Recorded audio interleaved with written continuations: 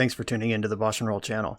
Liking and subscribing the channel is free and easy, and it helps me out a lot. If you want to go a little farther with your support, I have Patreon and YouTube membership available, which includes access to the BoshNRoll Discord server, early access to things I'm working on, sideboard plans, cards I'm buying. You could have me play your deck on the channel, and the highest tiers come with individual coaching sessions. If you use the YouTube membership option, you get sweet, unique YouTube badges and emotes for the channel. If you want to play what I'm playing, you can use the code BoshNRoll to support my channel while you shop for cards at tcgplayer.com. And if you're playing on Magic Online, a cardhoarder.com loan account can let you play any deck anytime. If you want to wear your support, there is BoshNRoll merch available. All of these links are in the video description below.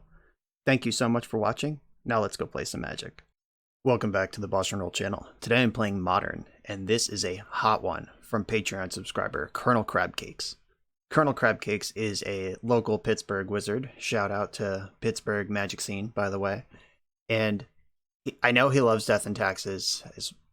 I met him at a Legacy tournament. That's what he was playing, and we've gotten to know each other. And he's still into Death and Taxes here in Modern, but not the classic version. This version, Step 1, has Yorion, so more cards than you'd expect. Step 2 has red cards in it, so you know something cool is about to happen. And here is what the cool thing that's happening. It's Imperial Recruiter.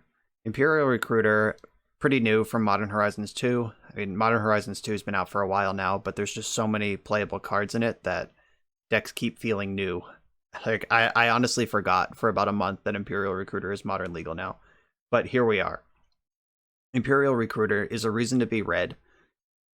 Recruiter of the Guard is a big card in Legacy Death and Taxes. We don't have that one in Modern yet, but Imperial Recruiter is a comparable thing. It's the original version of that card. So we have some red mana to cast Imperial Recruiter, and let's see what Imperial Recruiter is going to do. It tutors for creatures with power 2 or less from your deck and puts it into your hand. Turns out, most of the cards in Death and Taxes meet those criteria. So Giver of Runes, Charming Prince, Stoneforge Mystic, Thalia, Wall of Omens, LOL, love that one, Sanctifier Envec, Archon of Emeria, Skyclave Apparition, Magus of the Moon, Felidar Guardian, and Kiki-Jiki all have power 2 or less. The only creatures we can't tutor for are Flicker Wisp and Solitude. Let's talk about it since I just mentioned them. Felidar Guardian and Kiki-Jiki. This is a self-contained combo if it goes uninterrupted. Imperial Recruiter on turn 3 gets Felidar Guardian. Felidar Guardian on turn 4 flickers Imperial Recruiter, which gets Kiki-Jiki. And then Kiki-Jiki on turn 5 copies Felidar Guardian infinitely, and you can attack for infinite. So that is a tight little package in the deck. If you don't think Kiki-Jiki is going to get where you need to go, you can just get Felidar Guardian, blank Imperial Recruiter, and get any of these other creatures I just mentioned. The blinking theme is a big part of this deck. So Charming Prince also blinks. Flicker Wisp also blinks. And the rest of the cards are all exciting blink targets. And Ephemerate is in the deck as well as additional blinking. So Imperial Recruiter with Ephemerate is another line to get Kiki-Jiki and a bunch of other cards. Ephemerating Flicker Wisp can create crazy situations. Ephemerating Charming Prince can save stuff. Yorion, of course, also a blink effect. So there's a lot of recycling of your resources here. And you're slowly pulling ahead with your Stoneforge Mystic. They have to deal with that. They have to deal with your sticky creatures like Thalia, Giver of Runes, Sanctifier. And they have to respect the combo the whole time. I suspect we're going to win some game 1s in this league where the opponent is just answering Death and Taxes stuff and then surprise we're a Kiki-Jiki deck. I suspect that's going to happen over the course of not even that many games. Should come as a surprise.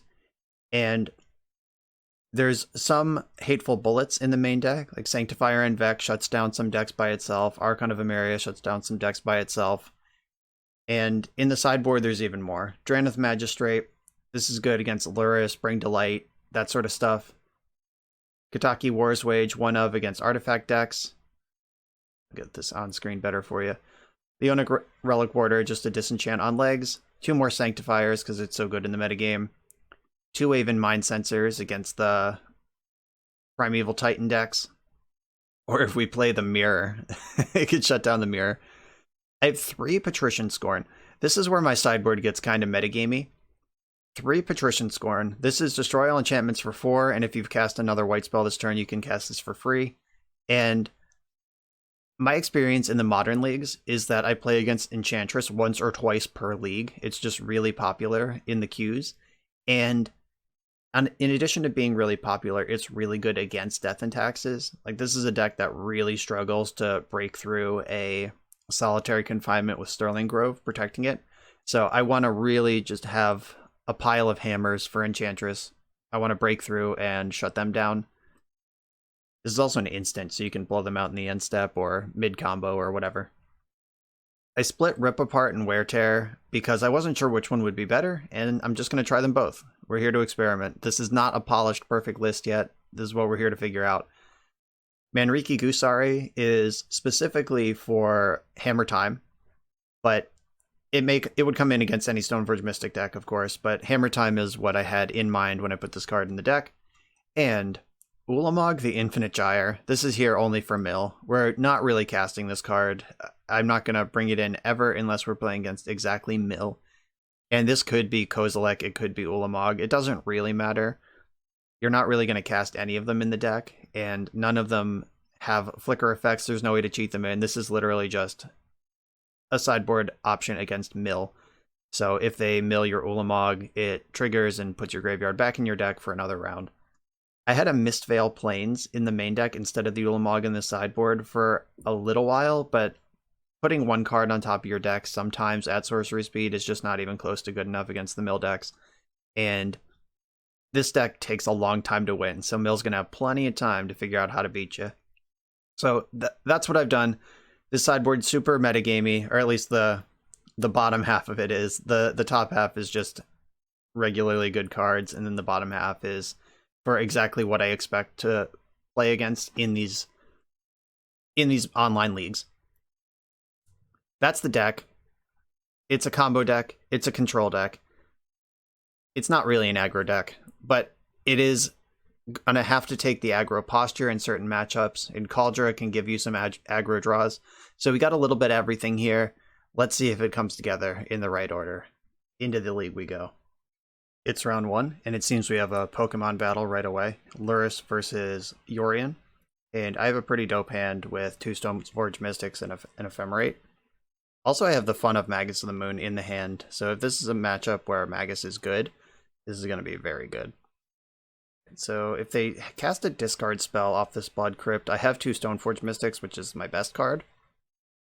Ragavan, okay. So I can put Stoneforge Mystic in front of that. Okay, that's actually pretty decent, because now I get to play this as a white. And they've seen the mountain, so I am just going to play it. Not going to give them extra information. So do I want Batterskull, Kaldra, or Sword of Fire and Ice for this matchup? There's a good chance any one of them gets discarded. Batterskull gets got by Kolaghan's Command. Kaldra gets stuck in my hand forever. I think Kaldra is the swing, though. Because that one doesn't get Kolaghan's Command, it doesn't get Inquisitioned. And once it's in play, it's going to be there forever. So now I have the choice of, do I want to trade with Ragavan? Or take the Ragavan hit? I am gonna block the Ragavan. Like, if I can pivot this Moon Magus into play, though I guess, maybe I don't want Moon Magus at all. Maybe I just want a second Stoneforge Mystic and protect it with Ephemerate. I think that's the play. So I'm gonna play the white pathway on the back, Stoneforge Mystic on the front. And now I'm going to get the Sword of Fire and Ice. Or Batterskull. I think I want Batterskull, actually. I'm going to try to protect it with... just protect myself from Thoughtseize by having 2 real threats in the hand. Being patient in this matchup, I think, is pretty important. Like, trying to cheese a win versus this Grixis deck doesn't seem likely to work. So, take your time. Make sure that your plays stick. Kolaghan's Command... we planned for that. Ka-chow, Ephemerate. So I get the third weapon out of the deck. That's all of them. And I don't think I cast Ephemerate. Or Ephemerate can untap Stoneforge Mystic, so I guess that's like kind of free to do. I could also just, no, because their deck is red. If this was Blood Moon, I would cast it, but since it's Magus of the Moon, I'm not going to. Alright. Yeah, so I'm not going to get another equipment out of this because I'm out of them, but untapping the Stoneforge Mystic to block Ragavan is not nothing. I'm not going to search. No reason to do that. And then Giver of Runes in play. In with Cauldron we go. That lined up pretty well. I like that I have 2 blockers for the Rag that I know about. If I draw a land, I can get Sword of Fire and Ice onto one of these creatures. They're dashing Rag. I think I just let them have my Stoneforge Mystic at this point. Yeah, I think that's fine. Giver is virtual card advantage, blanking removal. Going down the line here. They shock that in. Is that for... What is that for? Drown in the Lock, probably? I'm just going to attack with my Germ. Put them to 2. Or Brazen Borrower, maybe, but that's real bad against Giver. So I could just not cast a spell. I'm going to cast a second Giver, because Charming Prince is what I want to resolve. And if they jam Drown in the Lock just on the first target here... Alright, I'll Charming Prince. I'm going to spend my mana, put them to the test here. They're at 2. They're representing Drown, and that's fine, but let's get it out of their hand. Duration, okay. Oh, Brazen Borrower bounces Cauldron. Last turn I said Brazen Borrower doesn't do anything. It bounces Cauldron, it doesn't bounce the Germ, but bouncing Cauldron is just as good. Okay, a clean victory. We took our time, set up a stable Stoneforge Mystic with protection, didn't let Ragavan gain any advantage. I like it. Well played. Me. Alright. Drannith Magistrate shuts down Luris and Ragavan. It shuts down Ragavan twice, by both being a 1/3 and by denying them the ability to cast cards with Ragavan. I think I want the Rip Apart. I'm pretty sure Magus of the Moon, for the reasons I described, like their deck has red removal in it and basic swamp, so I'm not really big on Magus of the Moon here. Their deck has so much removal, I think it's unlikely that we Kiki-Jiki them. Is that a reason to cut Kiki-Jiki, or do we leave it in just in case? I like Wall of Omens versus the Ragavan strategy. Vial is kind of sketch, just because it's a terrible top deck. It's easy pickings for a Kolaghan's Command, but the card is so good that I think we need it in here. I actually think I am gonna move off the combo, just because they have so much spot removal and counter spells. Like, that's just not how we're gonna win this game. And I gotta cut one more card. I really like all of the cards in the deck. It's crazy that this is an 80 card deck and I'm having trouble replacing 4 of them. Maybe it is just a Vial. Though, if Vial absorbs Kolaghan's Command, it protects future Batter Skulls. Alright, I am going to shave a Vial. That might seem sinful to some people, but Aether Vial really is a terrible top deck. And your cards really just matter a lot in matchups like this. Like, going down to less than 4 Vials is a tried and true strategy in like Jund and Grixis and long sort of games across history with all sorts of Vial decks. I won the Star City Invitational with Death and Taxes, actually, in 2017, I think it was. And I boarded out all of my Vials against Grixis Shadow in the finals of that tournament. Giver of Runes right on time. Alright, if this Sanctifier resolves, it's going to be in play for the whole game, I think. Pretty sure they don't really have ways to remove this card, and it messes with a lot of what they're doing. Blocks Ragavan forever. Gonna need some lands here. I have 30 lands in this 80 card deck, which feels like a good number. Okay, so I can set up Giver, protect it with Ephemerate, or I could Imperial Recruiter. Yeah, I think that is pretty clearly the play. I'm gonna ephemerate something. Let's make it Imperial Recruiter. What do I want to look for here? I could just get another Sanctifier. I could get a Charming Prince. I think it's Stoneforge Mystic. Let's start trying to win this game. Like, Mystic with the Ephemerate was insane last game. And I'm not going to attack with Sanctifier yet.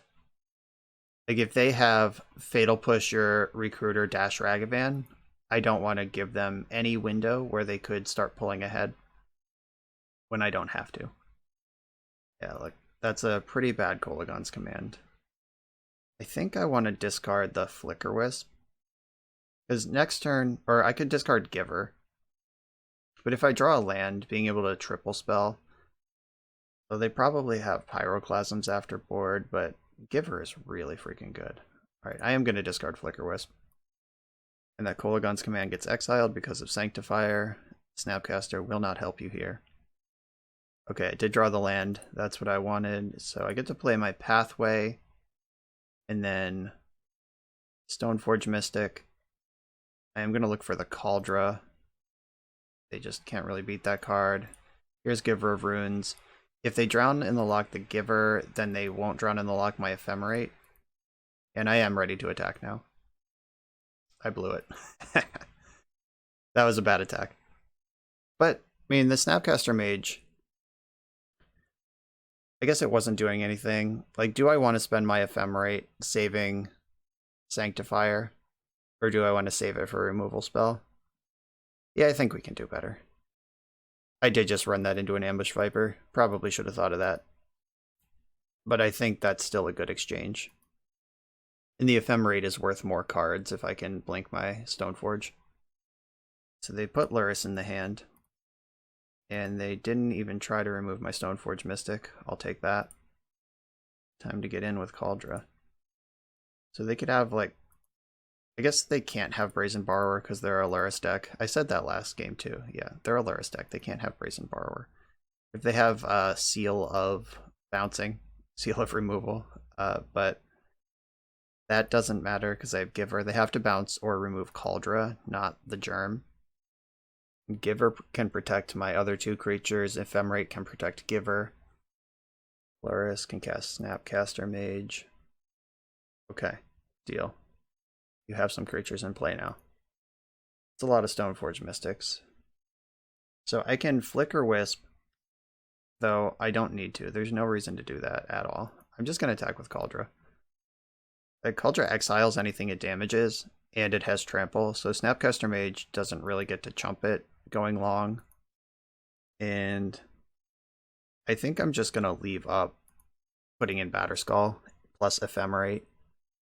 They seem to be in some trouble to this Kaldra, and I'm just going to leave them in that position for now. A lot of lands they have in play.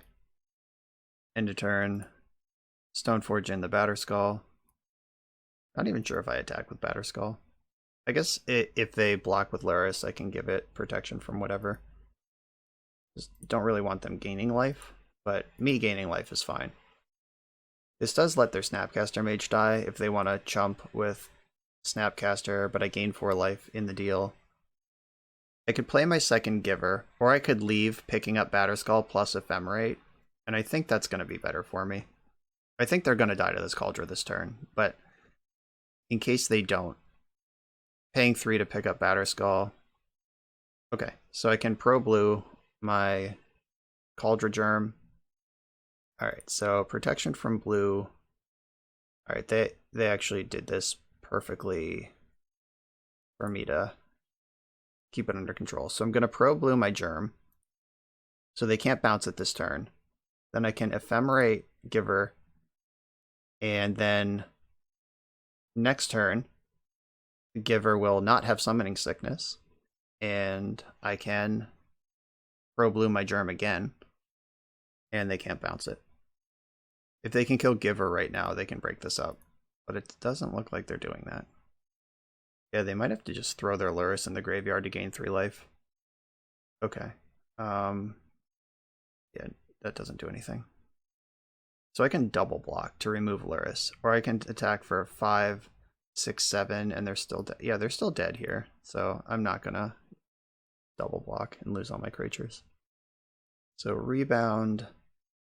Ephemerate.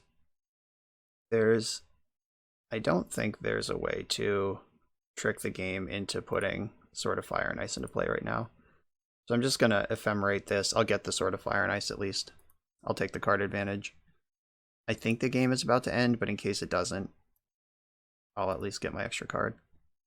Nice. So they could chump with a Snapcaster Mage to absorb 1 damage. But I can give Pro Blue.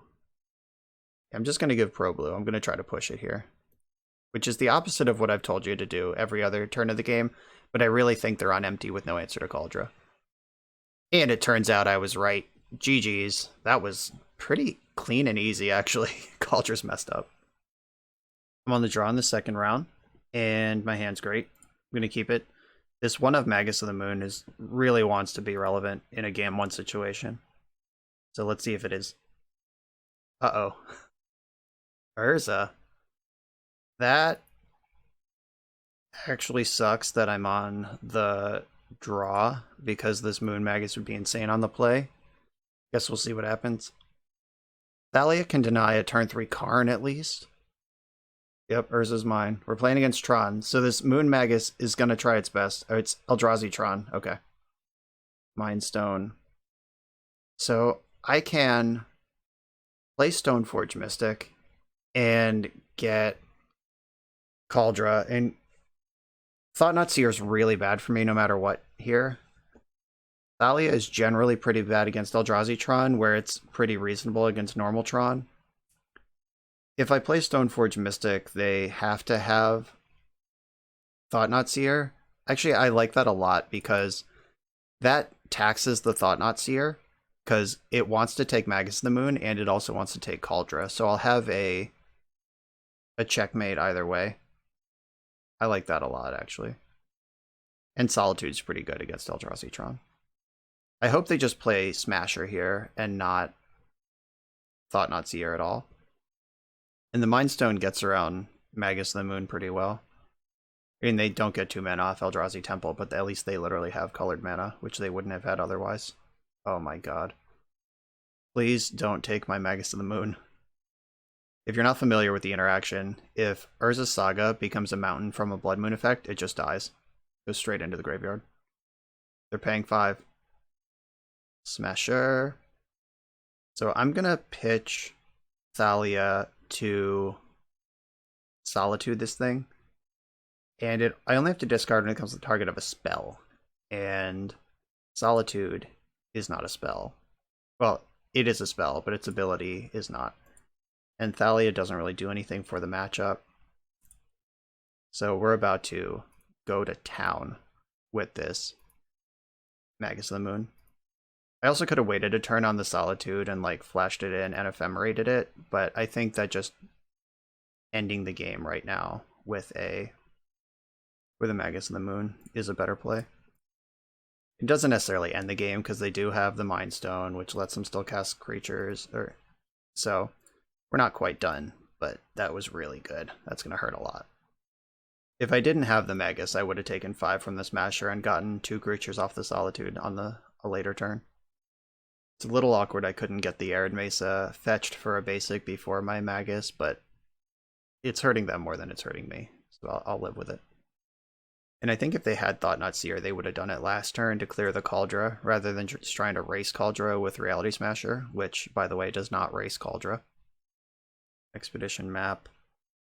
So I'm going to hold up Ephemerate for basically the whole game here, trying to protect my Magus. So here's Kaldra. Attack for 7.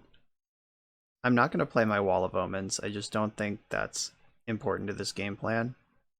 What I'm worried about is them having like Walking Ballista clear the Magus, but holding up Ephemerate protects me from that sort of stuff from happening, and I can play the wall next turn, and it's all the same. What's the rush? Expedition map got a waste. They already had colorless mana off the Mind Stone, so I don't think that's a huge deal. I don't think anything costs double colorless. Except for Kozilek the Great Distortion. I'm pretty sure that card costs colorless 8. Karn Scion. Alright, that's reasonable. Kaldra can still smash it though. So they get a 2-2. and Chalice on 0. I have no zeros in my deck, that's fine.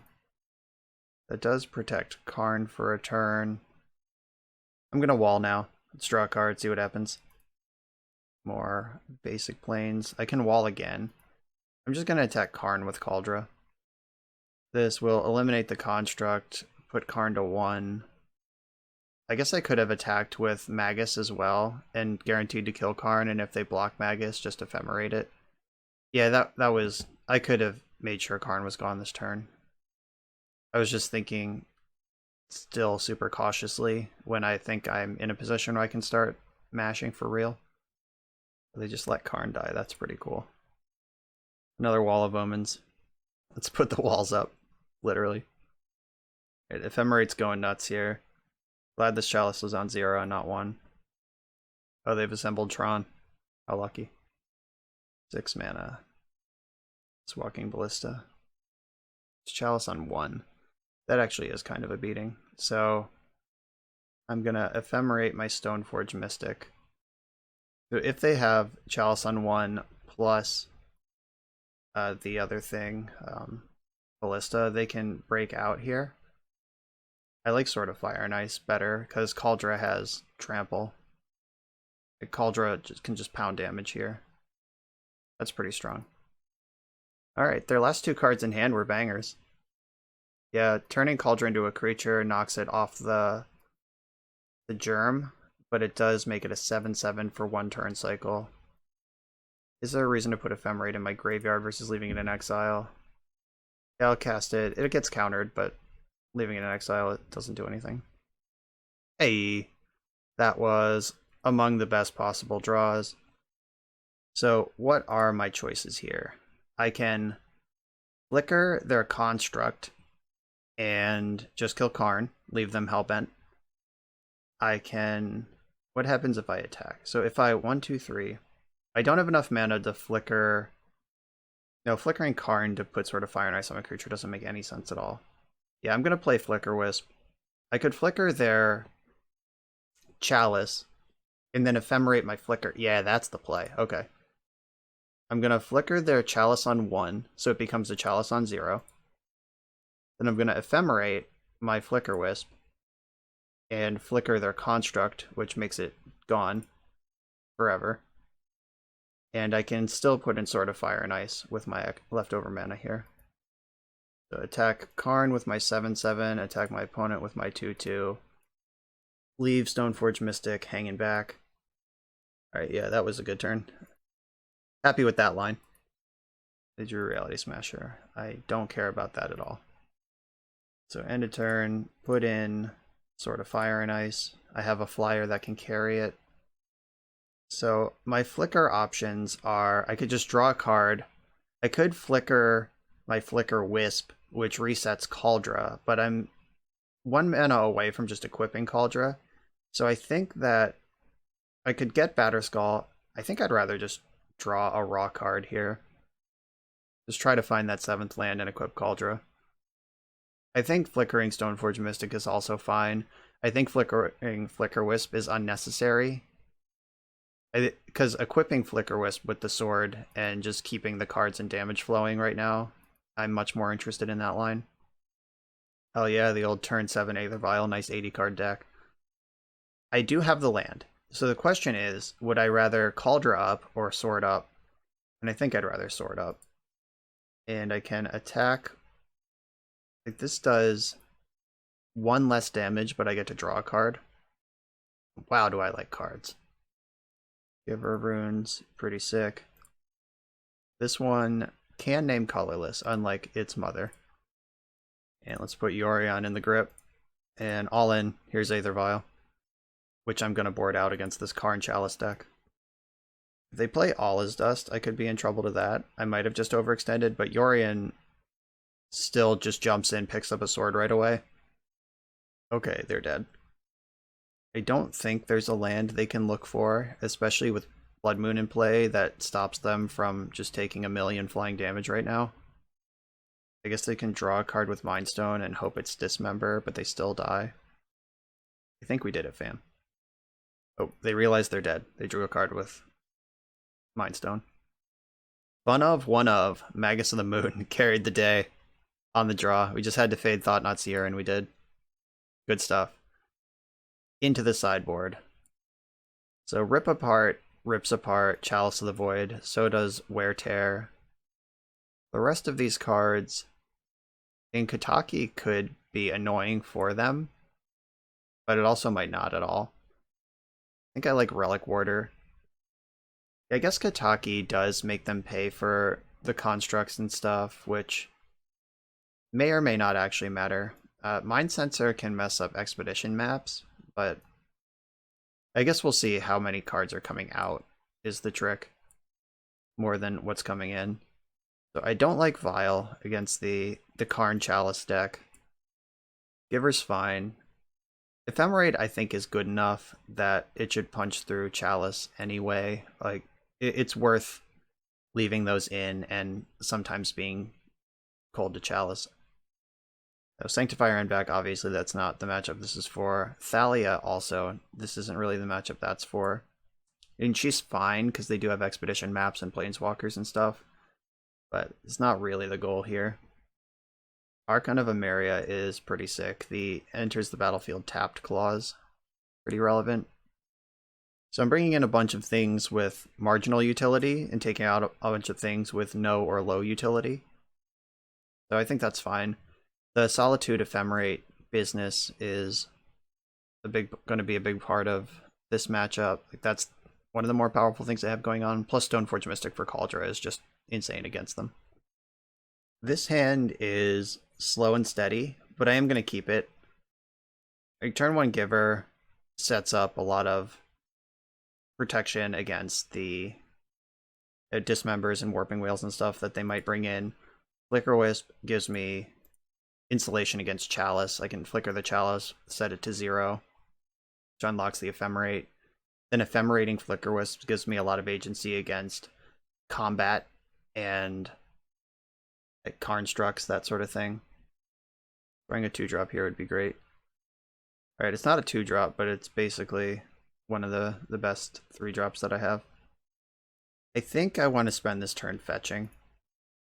Just of all the available options, that's the one that does anything.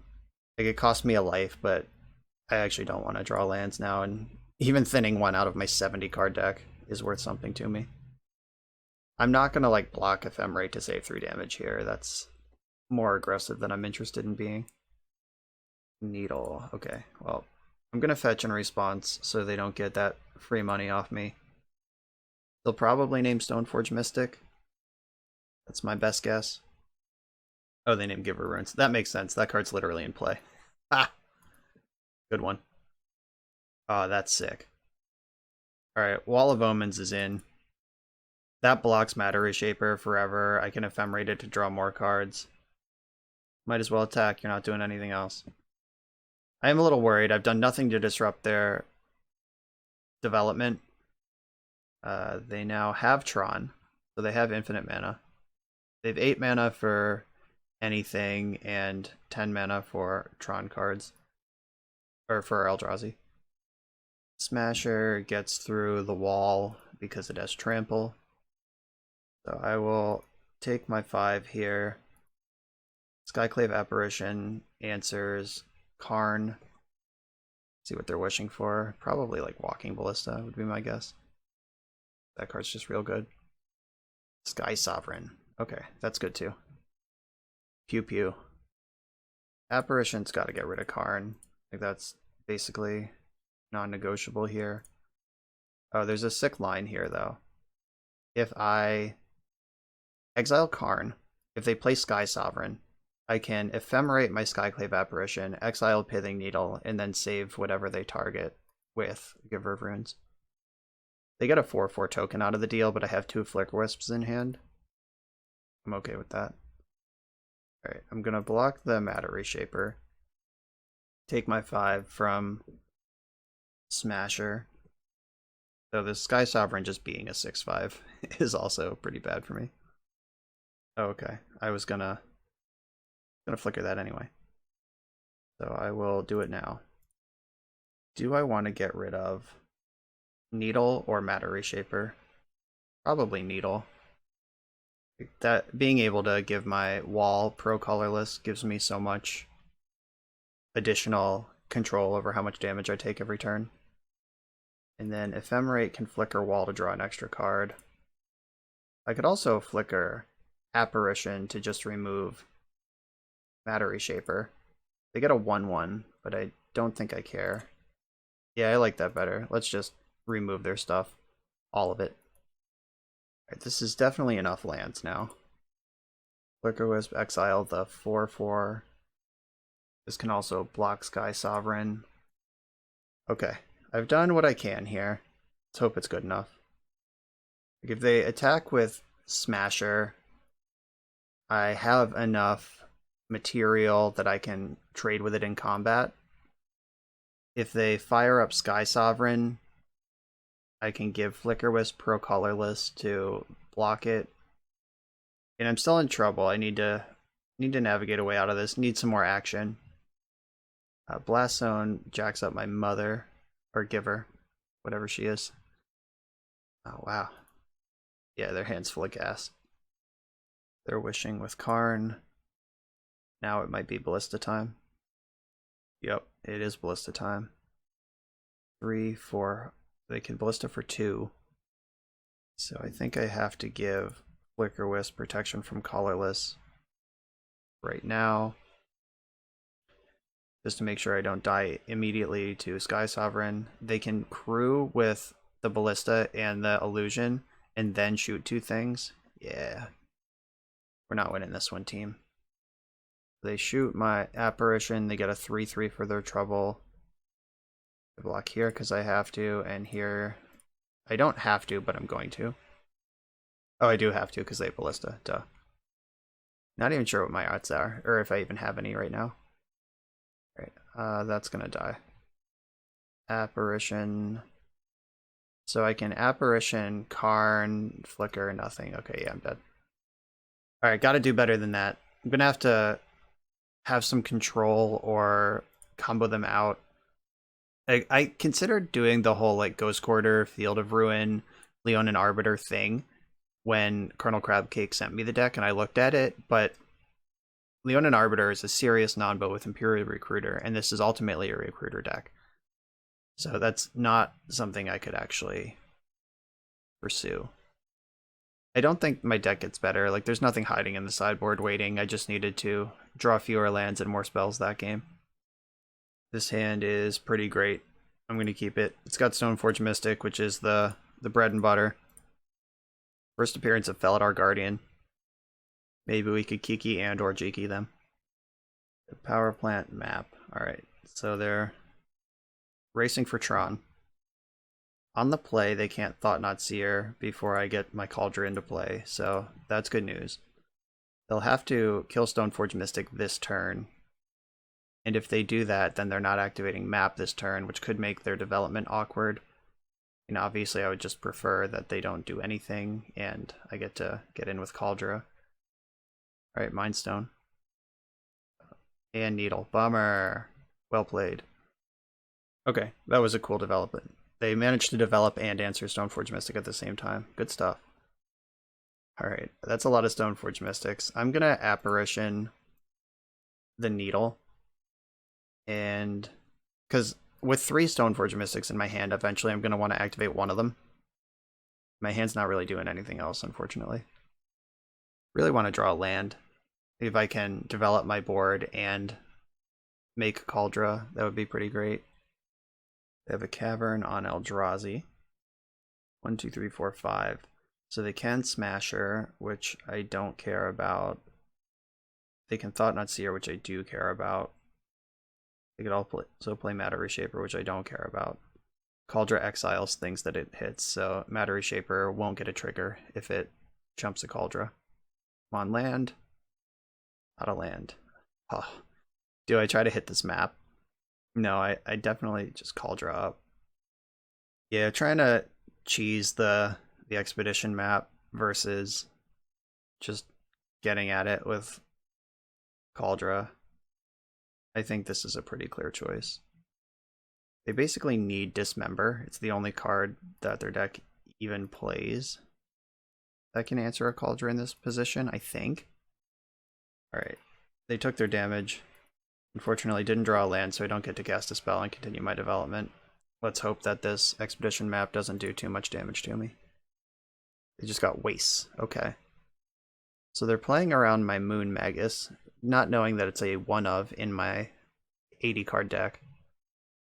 Alright, there's Karn. So Karn can knock Kaldra off, but Felidar Guardian can flicker the Kaldra if I draw the land. Come on, land. Jesus. Alright. So, options include attack Karn with all my creatures. Actually, I think that's fine. Yeah, I'm going to attack Karn with everything. If they want to block one of my other things and keep their Reshaper, it's going to cost them their Karn. Reshaper flipped into Urza's Mine. Okay.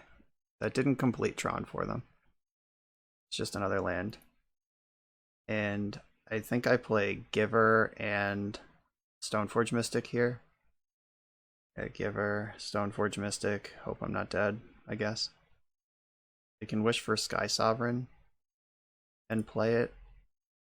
Yeah, just simply not drawing a land in a reasonable time frame has been devastating this game. They have 4 cards in their hand. One of them is Waste, so they have 3 cards in hand plus Karn can activate if I draw the land. They haven't seen Felidar Guardian yet, and Guardian does. It's an actual flicker. It's not like a flicker wisp. It comes back in immediately, so flickering Cauldron does let me attack the same turn. Alright, they had the tower in hand, so they're on full Tron mode. Let's see how fucked I am. So 7, 8, 9, 10, 11. They can Ballista for 5. 1, 2, 3, 4, 5, 6, 7, 8. That does some serious damage to my board state. I'm not gonna lie. And if I can't clear the Ballista next turn, then it also just gets to add counters every turn subsequently. They did, in fact, get Walking Ballista. It's a good choice. Oh, I missed one. It's actually for 6. Great. Even better. So Ballista has to kill Giver before I untap if it's going to do anything. And I really got to draw this freaking land. At least finish off Karn.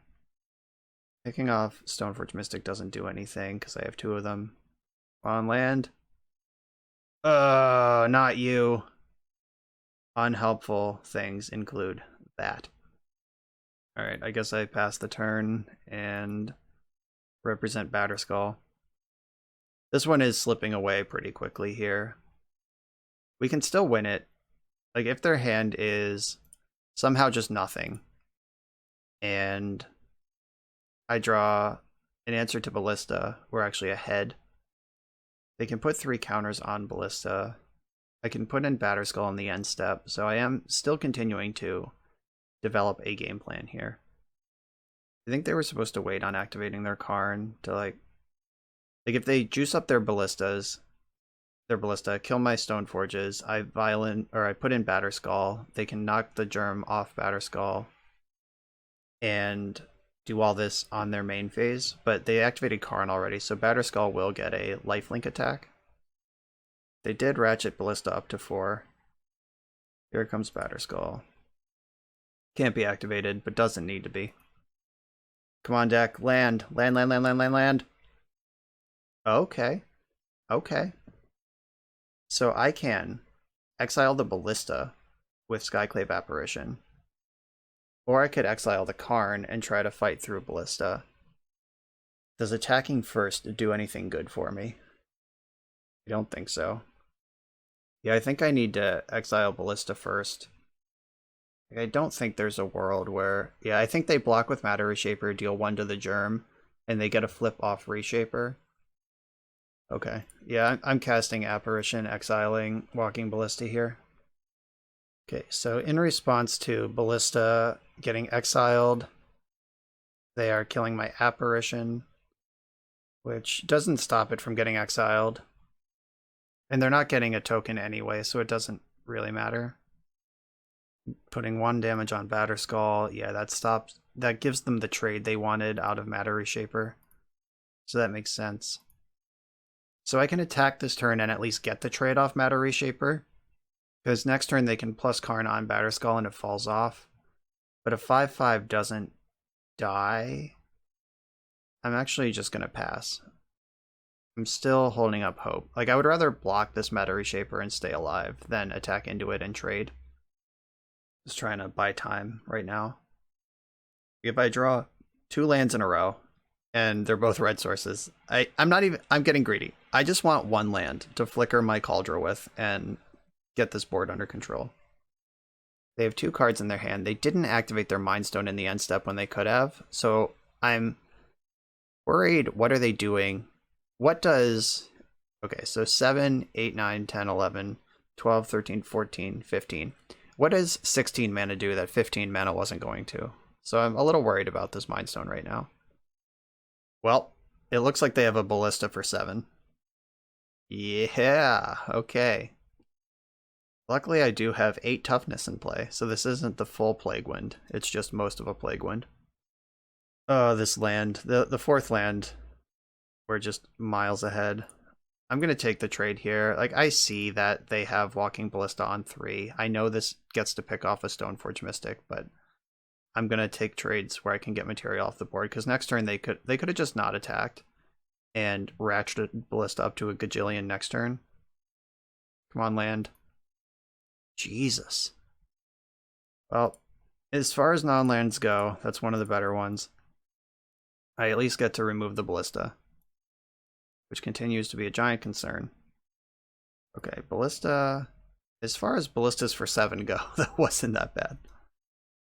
Karn animating Mind Stone, that was smart. So not cracking their Mind Stone on the previous turn let Karn save 1 damage this turn.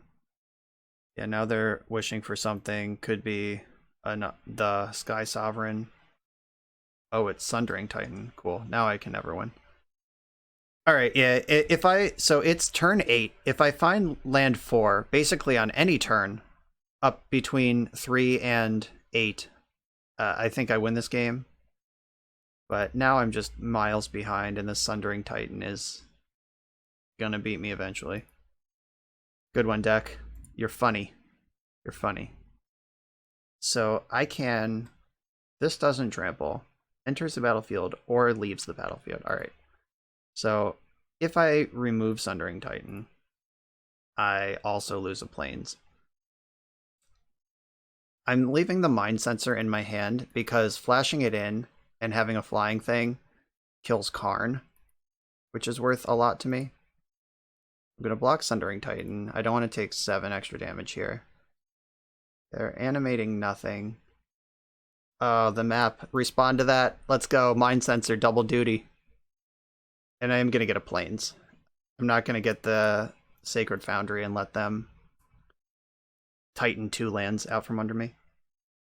Alright, there's Expedition map. Oh, come on. Come on. I tried so hard. Their last card in hand was also Karn.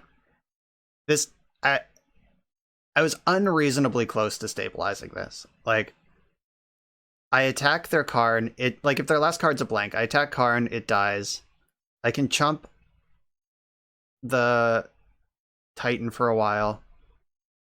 Oh, that's not even good. Sky Sovereign. So, I'm like weirdly close to comboing off also here. So I guess if I play Stoneforge Mystic, I can tutor up... What? Do I tutor up anything? Yeah, I guess I play the Stoneforge Mystic, because drawing... Like, at this point, I'm just in so much trouble. Like, having Kiki-Jiki and Felidar Guardian in hand keeps, like, some small amount of hope alive, but it's all fake hope now. If I had Ephemerate to go with this Solitude, we'd somehow still be in the game. Matter Reshaper can... crew Sky Sovereign, then they attack, which can kill Stoneforge Mystic. Oh, they can just plus on Sky Sovereign as well, which still works. God, that's messed up. And I'm dead even through the Solitude.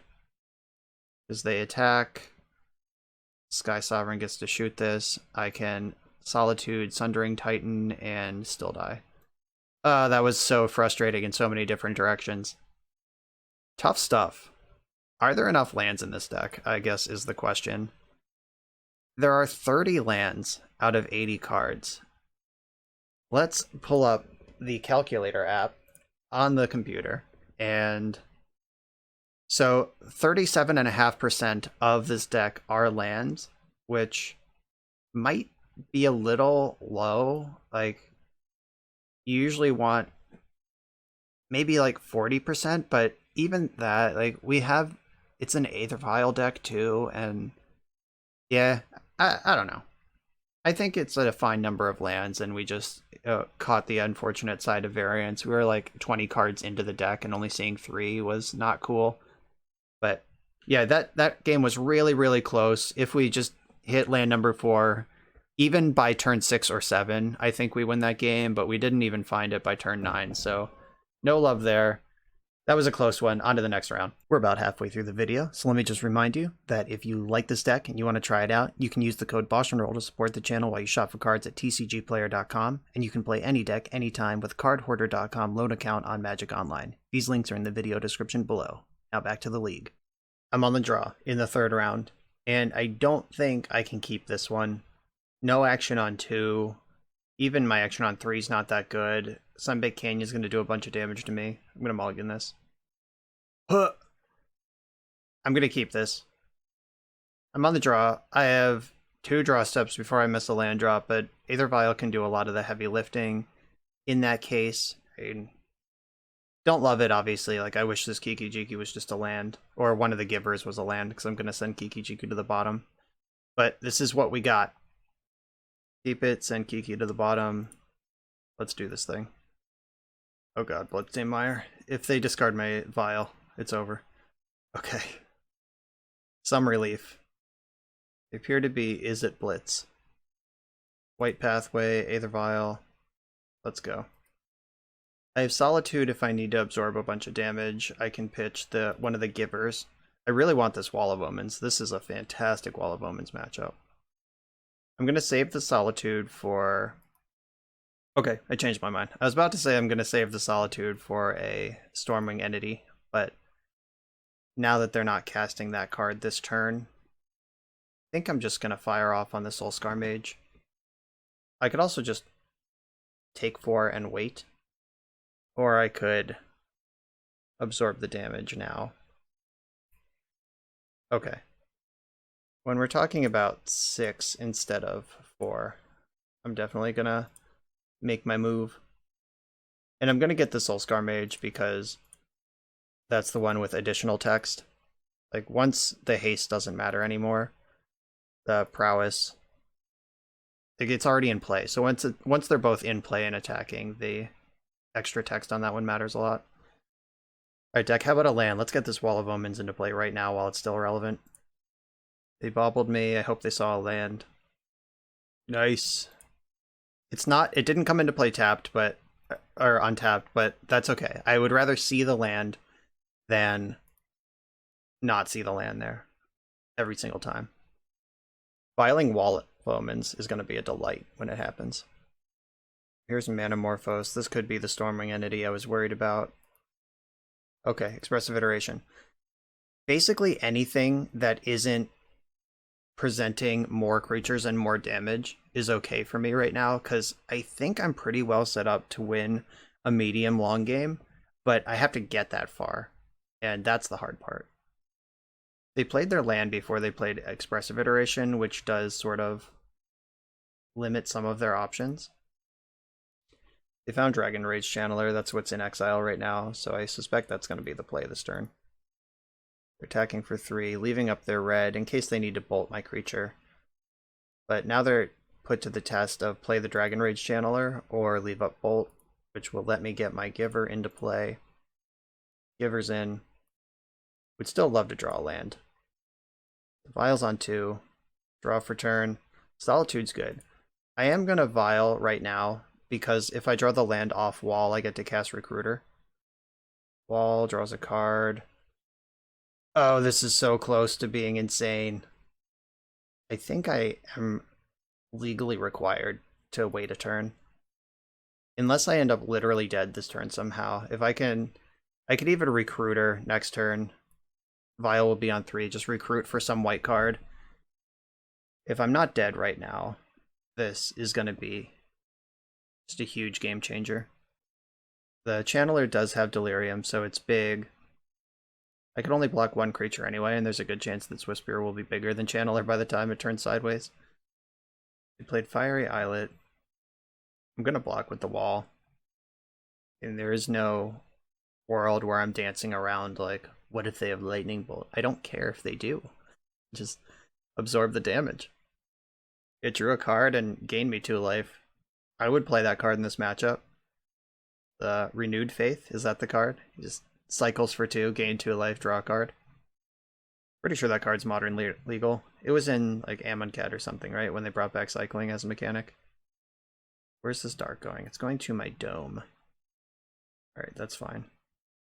So they're gonna pile a ton of prowess triggers onto the stack here. And still not kill my wall because I have Giver. Alright, I'm gonna pro-red my wall here.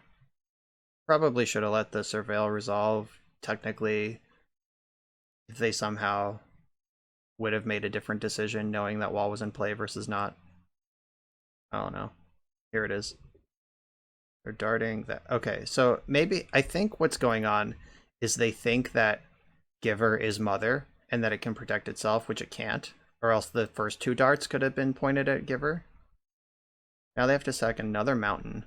They're still not getting through any extra damage. Yeah, this was... I don't think this turn was played exceptionally well by my opponent. Yeah, Giver's gone. And then my wall survives anyway. It absorbs 6 freaking damage. And they spent 2 mountains to do that. They dealt 5 damage to me this turn, and it cost them 2 cards out of their hand and 2 of their lands. That wasn't very good. Not gonna lie. And now Vial goes up to 3. If I don't draw a white card naturally, I can tutor for 1 with Recruiter. So a land. Is the land good? I mean, the land's good. Sunbaked Canyon. I'm just deciding now if there is any reason to like Vial for a different 3-drop, or if I'm just in on this Vial for any white card. I could draw a card with Sunbaked Canyon, see what happens. Because if this finds a different white card, okay, yeah, I can pitch Giver. Is there a reason to wait?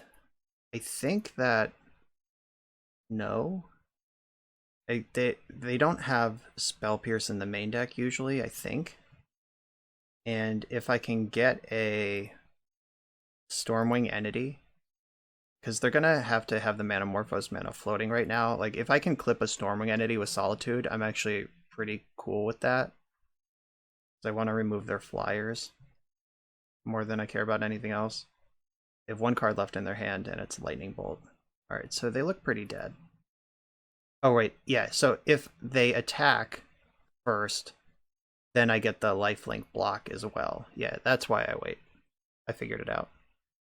Okay, so they attack me. I evoke Solitude and exile the Dragon Rage Channeler. Then I ephemerate Solitude. Bet they wish they held on to that Lightning Bolt.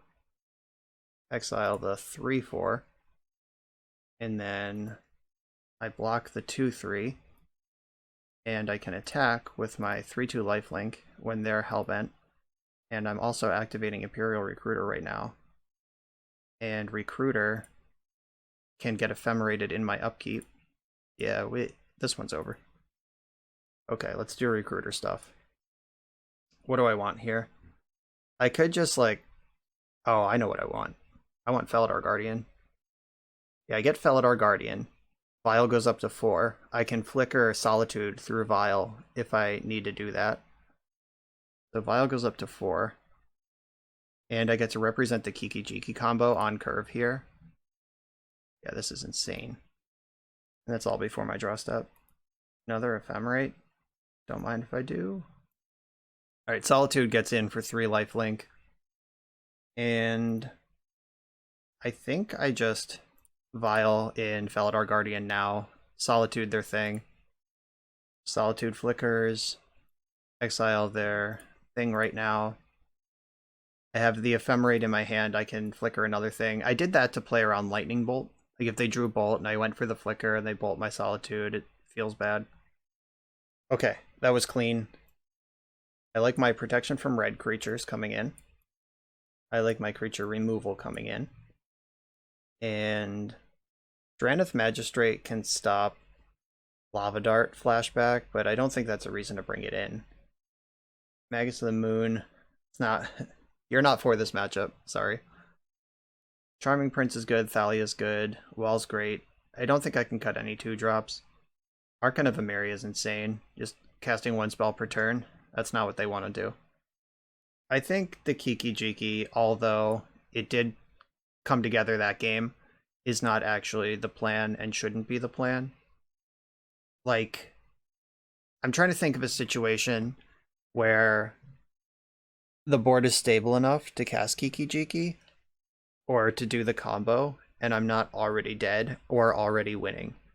And Kiki-Jiki is just a really bad draw if you're not actively comboing off. So I think that you need to maximize good draws in this matchup and not worry about your dream scenario at the top end. Solitude's great. Caldra's fine.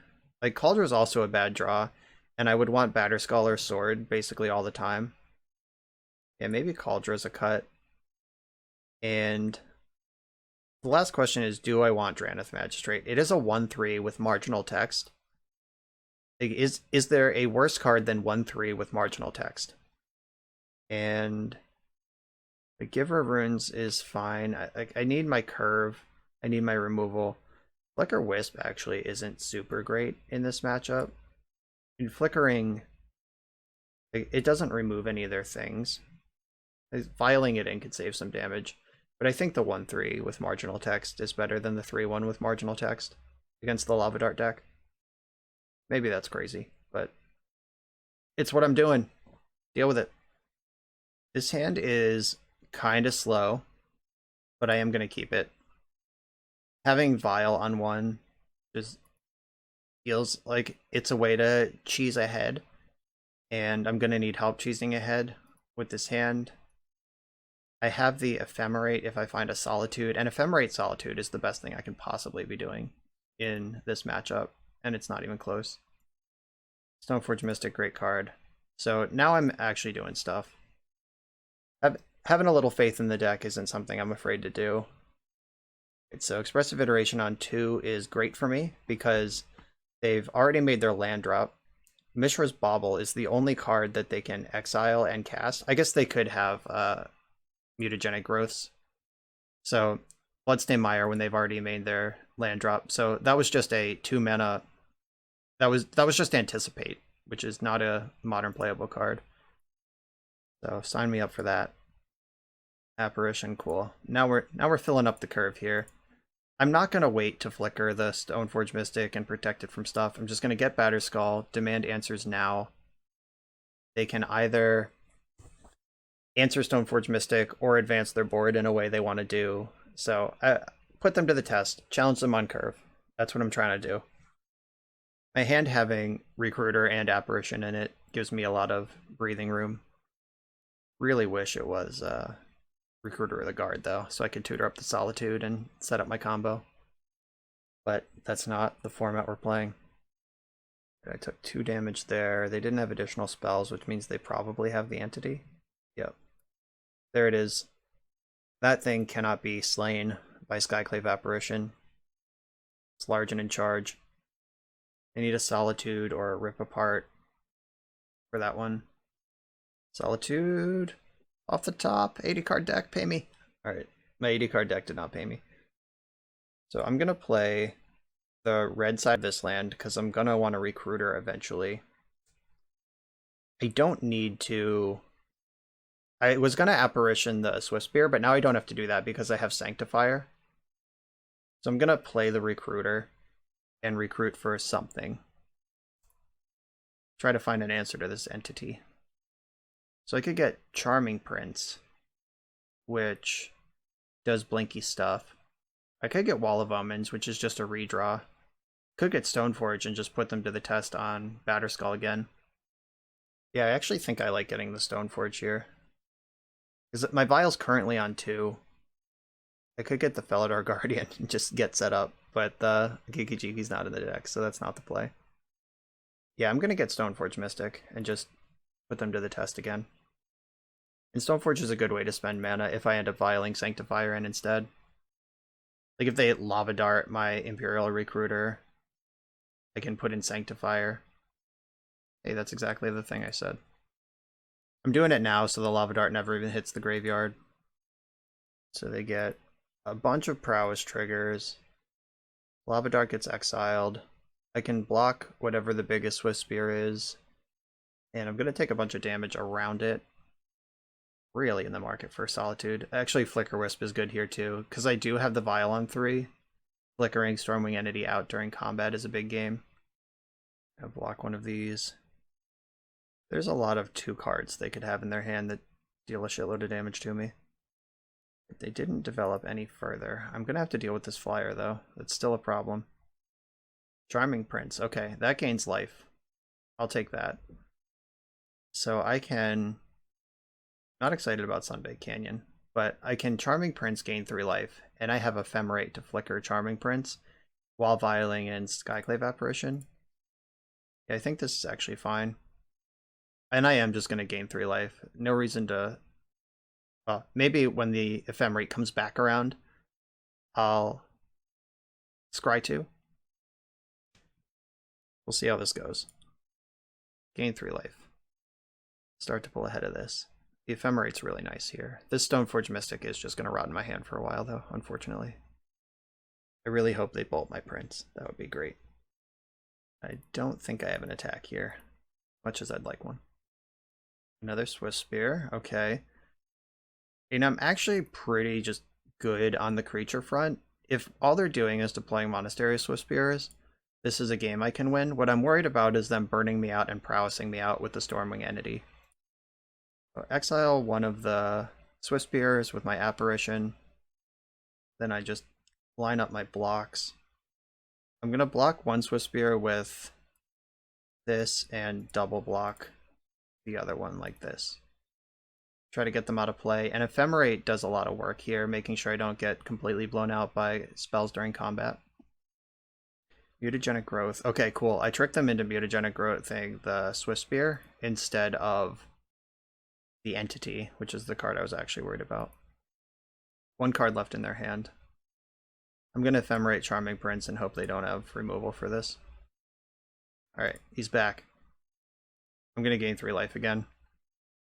And then when Ephemerate swings back around, I'm going to blink Charming Prince to scry 2 before this draw step.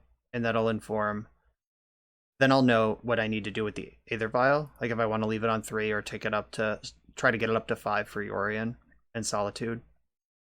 Okay, so make sure that I rebound first before I make any decisions with Vial. Flicker my Prince. This one's on Scry 2 mode. Really looking for Solitude here. Another Charming Prince. Not mad about that. Don't want Drannith Magistrate. I will take the Prince. And I will bring Vial up to 4. Just racing for Yorion here. Charming Prince gain 3, and then Stoneforge Mystic, Tutor. That's what we're going for now. I have to lose a life to do this, that sucks. I'm at 13, they have 1 card left. Get my Sword of Fire and Ice. Here we go. Next turn, I can tick Vial up to 5, put Yorion in my hand, Vial in Yorion, and gain 6 more life, or gain 3 life and start looping Yorion. Like Charming Prince plus Yorion, they loop each other in every end step. And I can gain 3 life on each cycle. Right, they're drawing cards. That's good. If they're spending mana on that instead of Lightning Bolt, I'm going to take it. So I'm going to block one of these. And so I'm currently taking 4, 5, 6.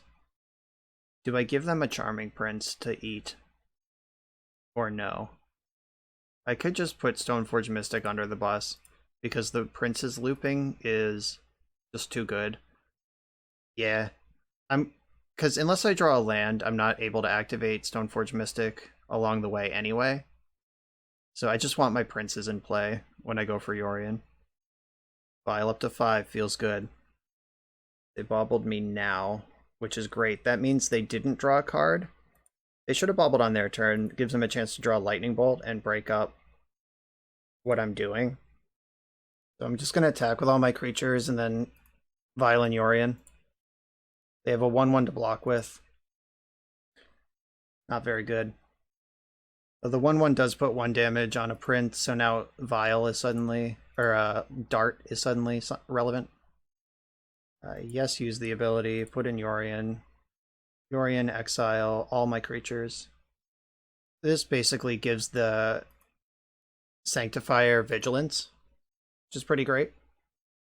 So Sanctifier, this prince is going to gain 3 life. This prince is going to exile Yorion. And Yorion does block the Storming Entity, but I think it's better looping right now. Because next turn I can get Imperial Recruiter into the loop as well. Gotta hope I don't get 12'd by this flyer this turn. They have 4 cards in their hand. How bad is it if I double block a Swift Spear? I think double block is insane. Actually, I think any block is insane. But not blocking if they go like... So I'm taking 4.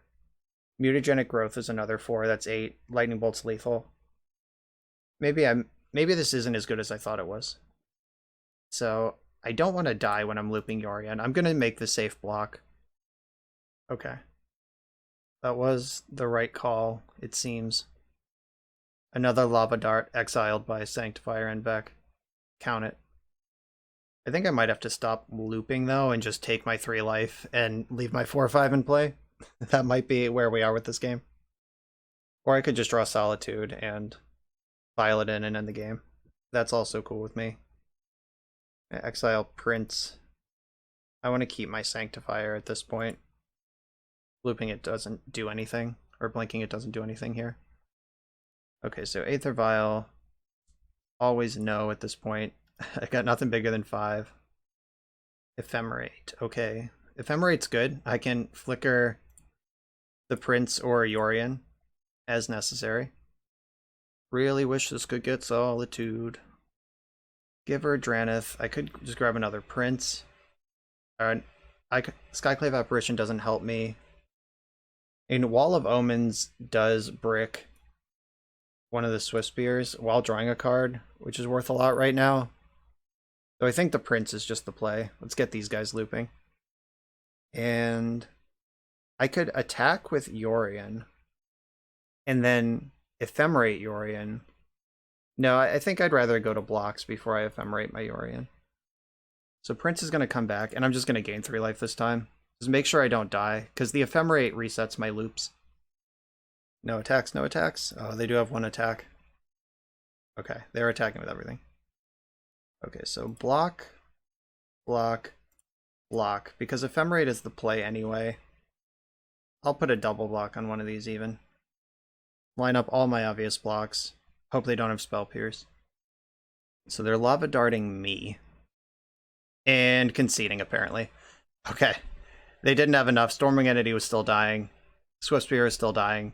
I don't even... Like, if they don't have another spell, I don't even Ephemerate. Like, Stormwing, this dies. This is in play, but I have... I think, yeah. And then another Prince coming. They need another spell to force action, and I actually had the action, so this one was covered. Either way. Awesome game. I'm on the play against the Luris deck. I'm going to keep this. And I'm going to count on Charming Prince to do some scrying. Obviously, a 5-lander is not ideal. But curving Giver into Prince, like getting some selection off of Prince. I get a draw step in between. Sunbaked Canyon's one of the lands. I don't want to mulligan this. And I guess I should not lead on Arid Mesa just in case they're mill. Mill is sometimes a Luris deck. I guess I'll respect it. What a crazy world it is that that's a serious competitive consideration I have to make. Alright, they're not mill. Looks like it's hammer time. They got Ornithopter and Steel Shaper's Gift. Oh my god, Colossus Hammer. Kel Surprise. Alright, well, in that case, I can fetch, and I'm going to fetch now. I'm going to get a Plains and Scry 2. Archon of Emeria. Does that do anything? It has flying. Can't cast more than one spell each turn. Non-basics ETB tapped. Yeah, whatever. Let's keep it. Flying and protection from colors are a good combination. Though Colossus Hammer removes flying, so protection from colors is a good combination. If they can hammer onto this Thoppy, then it's still not lethal. I take 10, but the Archon will just be a flying monster around it. The guard is aid, so they can hammer me this turn for 10. This deck is really good. So I take 0. Right? Nope. I take 10. Alright, so this becomes a 10 power creature that no longer has flying. I'm gonna get my red mana online, just in case I draw Magus. I'm gonna not attack. I don't want to lose if they can just clear a blocker. Alright, here comes the attack. Block. Protection from colorless. Okay, those bounce off each other. Now they do something different.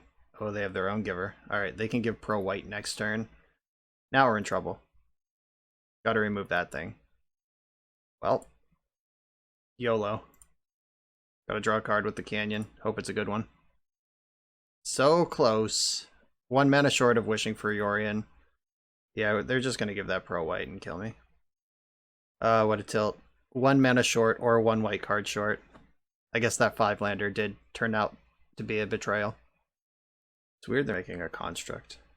So I guess it doesn't matter because the game is over. Yeah, that gives trample also. So I really needed the solitude.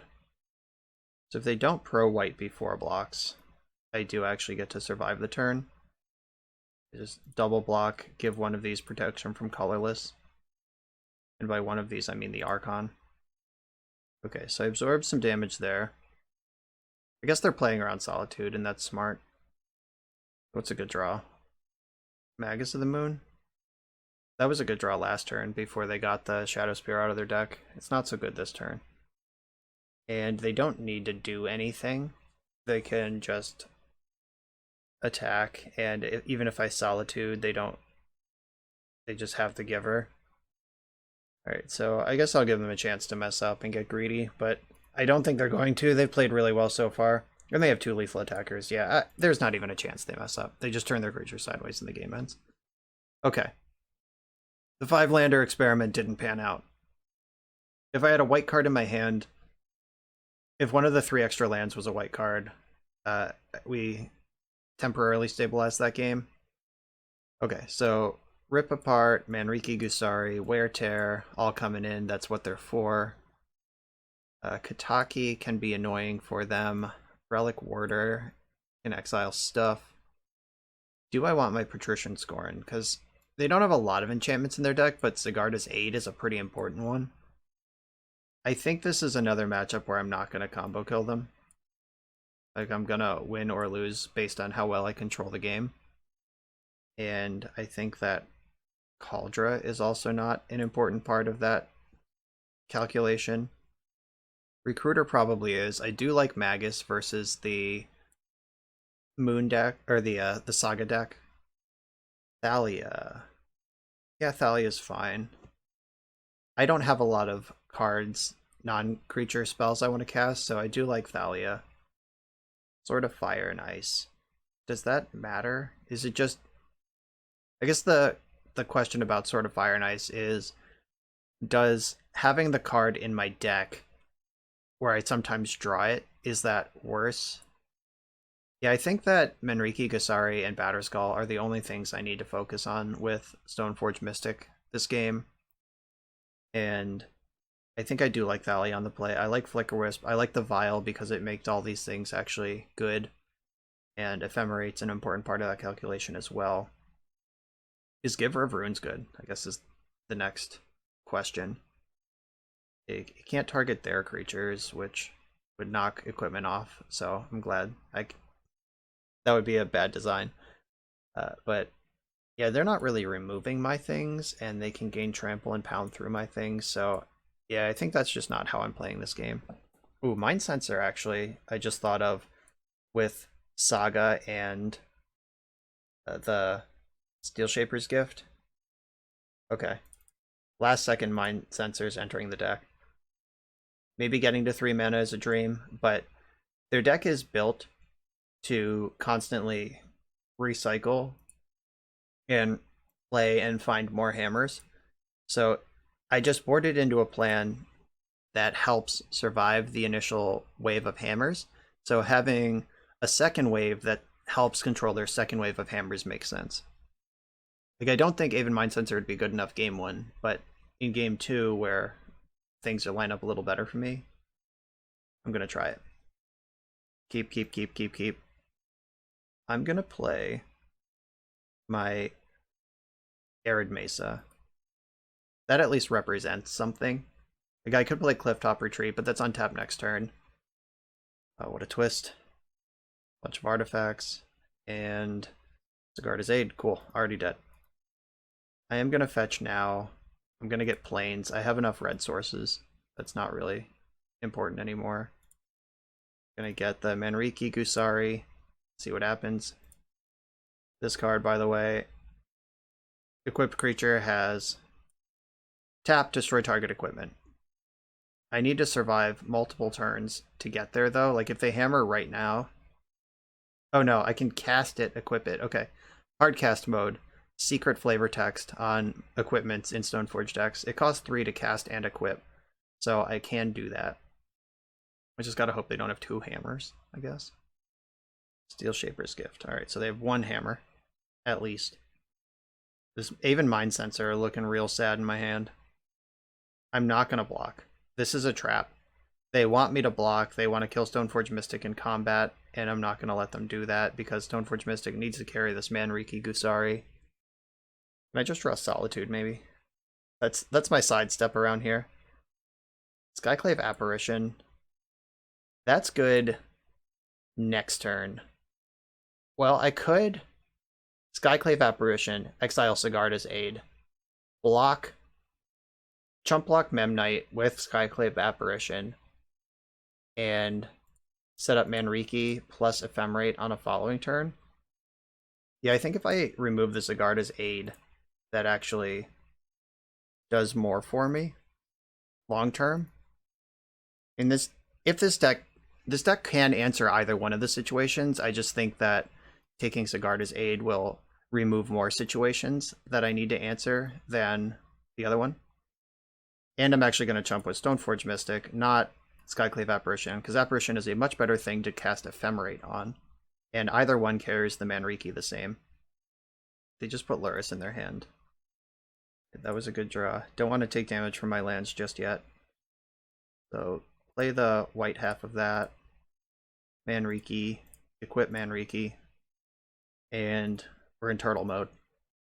The Mind Sensor will be ready in time for the Saga to pop. Unclear if that matters yet. And Lurrus can just keep bringing hammer back around, but I can keep answering the 1 hammer. Attacking is questionable. I'll block. And then before damage, destroy the hammer, which also destroys Memnite. Okay, tap, destroy target hammer. Memnite dies in combat. I still have a 3/4 creature. And I can Ephemerate, exiling Lurrus if I think that's important. But I can do that at any point. And if they cast Lurrus here, it means they're not making a construct, which I'm pretty stoked about. Sigarda's Aid, come on. Okay. Sigarda's Aid is in play. I worked really hard to keep that out of play, but didn't work. I could Ephemerate it now, but I really want to save this Ephemerate. I think I can do better. Thalia, huh? Thalia is not what I want. I want Aven Mind Sensor. Or Imperial Recruiter. What does that do? Like an Imperial Recruiter for the Leonin Arbiter, or not Arbiter, Leonin Disenchant creature, whatever that one's called. I'm forgetting right now. Like, the Mind Sensor could just miss. Like, I could just fail. And that's bad. Imperial Recruiter sets up a next turn situation. And this gives me multiple chumps. Okay, I'm going to go with the Recruiter. I'm still holding up Ephemerate. I guess they could get Okay, so they could get Pithing Needle with their Saga, name Skyclave Apparition, but I can ephemerate it to exile the sword anyway. So what do I actually want to get here? It might be Kiki-Jiki. If I get a 2-drop and don't cast it, they're going to know that I have a trick. So do I want to get a 3-drop? I think that getting Magus shuts down a lot of other stuff they can do. It turns off that Inkmoth Nexus and future sagas. Yeah, I'm going to grab Magus. I only have 1 Plains in play, which is a little dangerous, but we'll make it work. Not going to attack with my creature, obviously. It has a job to do. They get a 2/2. That will be a 3/3 and then a 4/4 and then maybe even a 5/5 before combat. Lurrus can hammer time, so they may or may not actually want to get hammered. They might get a needle or the trample card, Shadow Spear. Okay, they're floating mana. That's good because I have a bunch of different directions on the hammer. I was just worried about the constructs at this point. It's Stoneforge Mystic. That's strong. Really wish I had this Mind Sensor in play now. Oh, they fucked up. They named Manriki Gusari, but Manriki Gusari doesn't have any activated abilities. What it does is gives the creature the activated ability. So they actually just fucked that up, on top of me having it covered anyway. Okay. Here's this infect creature. Checking with all their things. Alright, so I'm gonna block this because I'm likely to ephemerate it anyway. Ephemerate my blocker anyway. Alright, so here's this. And disappointing. My opponent is rereading all their cards right now. Okay, so before damage, I want to ephemerate my Recruiter. Let's see where this goes. Still can't get Solitude with this card. It's going to break my heart every single time. The Kiki-Jiki is out of the deck, unfortunately. I think I want Kiki-Jiki, though. Yeah, I'll grab Kiki-Jiki with this one. And then I get another trigger on my upkeep. And we search up something else. Is there anything that messes up Lurrus, I guess, is one thing. Archon is not bad. So I probably just Kiki-Jiki plus Magus this turn. Archon's pretty sick, though. Skyclave Apparition is good too, but it's awkward that I don't have the double white to actually do what I want to do. And maybe I want Archon. That slows down what they're capable of. So I think I just need the Apparition. I'm going to need to answer this Lurrus eventually. I have a bunch of planes in my deck. Motobug. Okay, so how do I get through this? I don't have to Magus, is one of the things here. So I can... My Manriki is still chilling. Lurrus is in their hand. Magus doesn't stop them from casting Lurrus. I think what I want to do here is Thalia plus Kiki-Jiki. Thalia will stop Hammer from coming into play. It'll stop a lot of their development. Yeah, that slows down a lot of what they're trying to do. Alright, yeah, so Thalia plus Kiki-Jiki, plus, yeah, they're gonna have to spend mana on these artifacts in their upkeep, which will deny them mana with Thalia as well. They're gonna sack the Needle. Like, Kiki-Jiki gives them an out to sack their Needle, play Lurrus, replay Needle, naming the correct thing. But Kiki-Jiki will also keep the constructs under control. Okay, constructs down to a 1/1. They paid 1 mana to keep their 1/1. They can play Lurrus this turn, and it gets eaten by Skyclave before it gets to do anything I really care about. It can replay Memnite or Ornithopter, but the Thalia keeps it from replaying Hammer or Sigarda's Aid. Yep, Memnite's back. What a twist. Okay, I'm feeling pretty good here. Every time I say that I lose, but I will say it anyway. I'm going to keep my Manriki. And then a 3rd Apparition. You love to see it. So Apparition, their Lurrus. Keep that shut down. Alright, now we have some control. I can attack with Thalia. She has first strike, but that might be better on defense right now. Like, it's not my job to win this game yet. I think I have like 1 or 2 more turns of not losing this game, then I can figure out how to win the game. Backups the guard as aid, sure. That doesn't do anything I care about. They're down to 1 card in hand. Pay for my Manriki again. Keep me safe. Another planes, that's good. Now Magus gets a lot better. I could draw a card with my Sunbake Canyon on the way out, then play Magus. I actually like that. I draw this card. And then I guess I don't even need to Magus. I could hold up Mind Sensor just in case. Alright, it's time to attack with Thalia. Let's go. First strike is good. I'll take any permanent off the board at this point. They can double block and clear Thalia. Or they could just take 2. They're at 20. Like, what the hell? That's smart. I fucked that up. Okay. We're both on the scoreboard with a punt here. Good job, opponent. Paid for both their things. Springleaf Drum, sure. That's just another thing you have to pay for. Because it makes Construct bigger. They can attack with Construct and do that Inkmoth Nexus trick again. And I would have to double block it to clear it. But if I block with Apparition and Recruiter, I think that's fine. I could just move Manriki onto something different.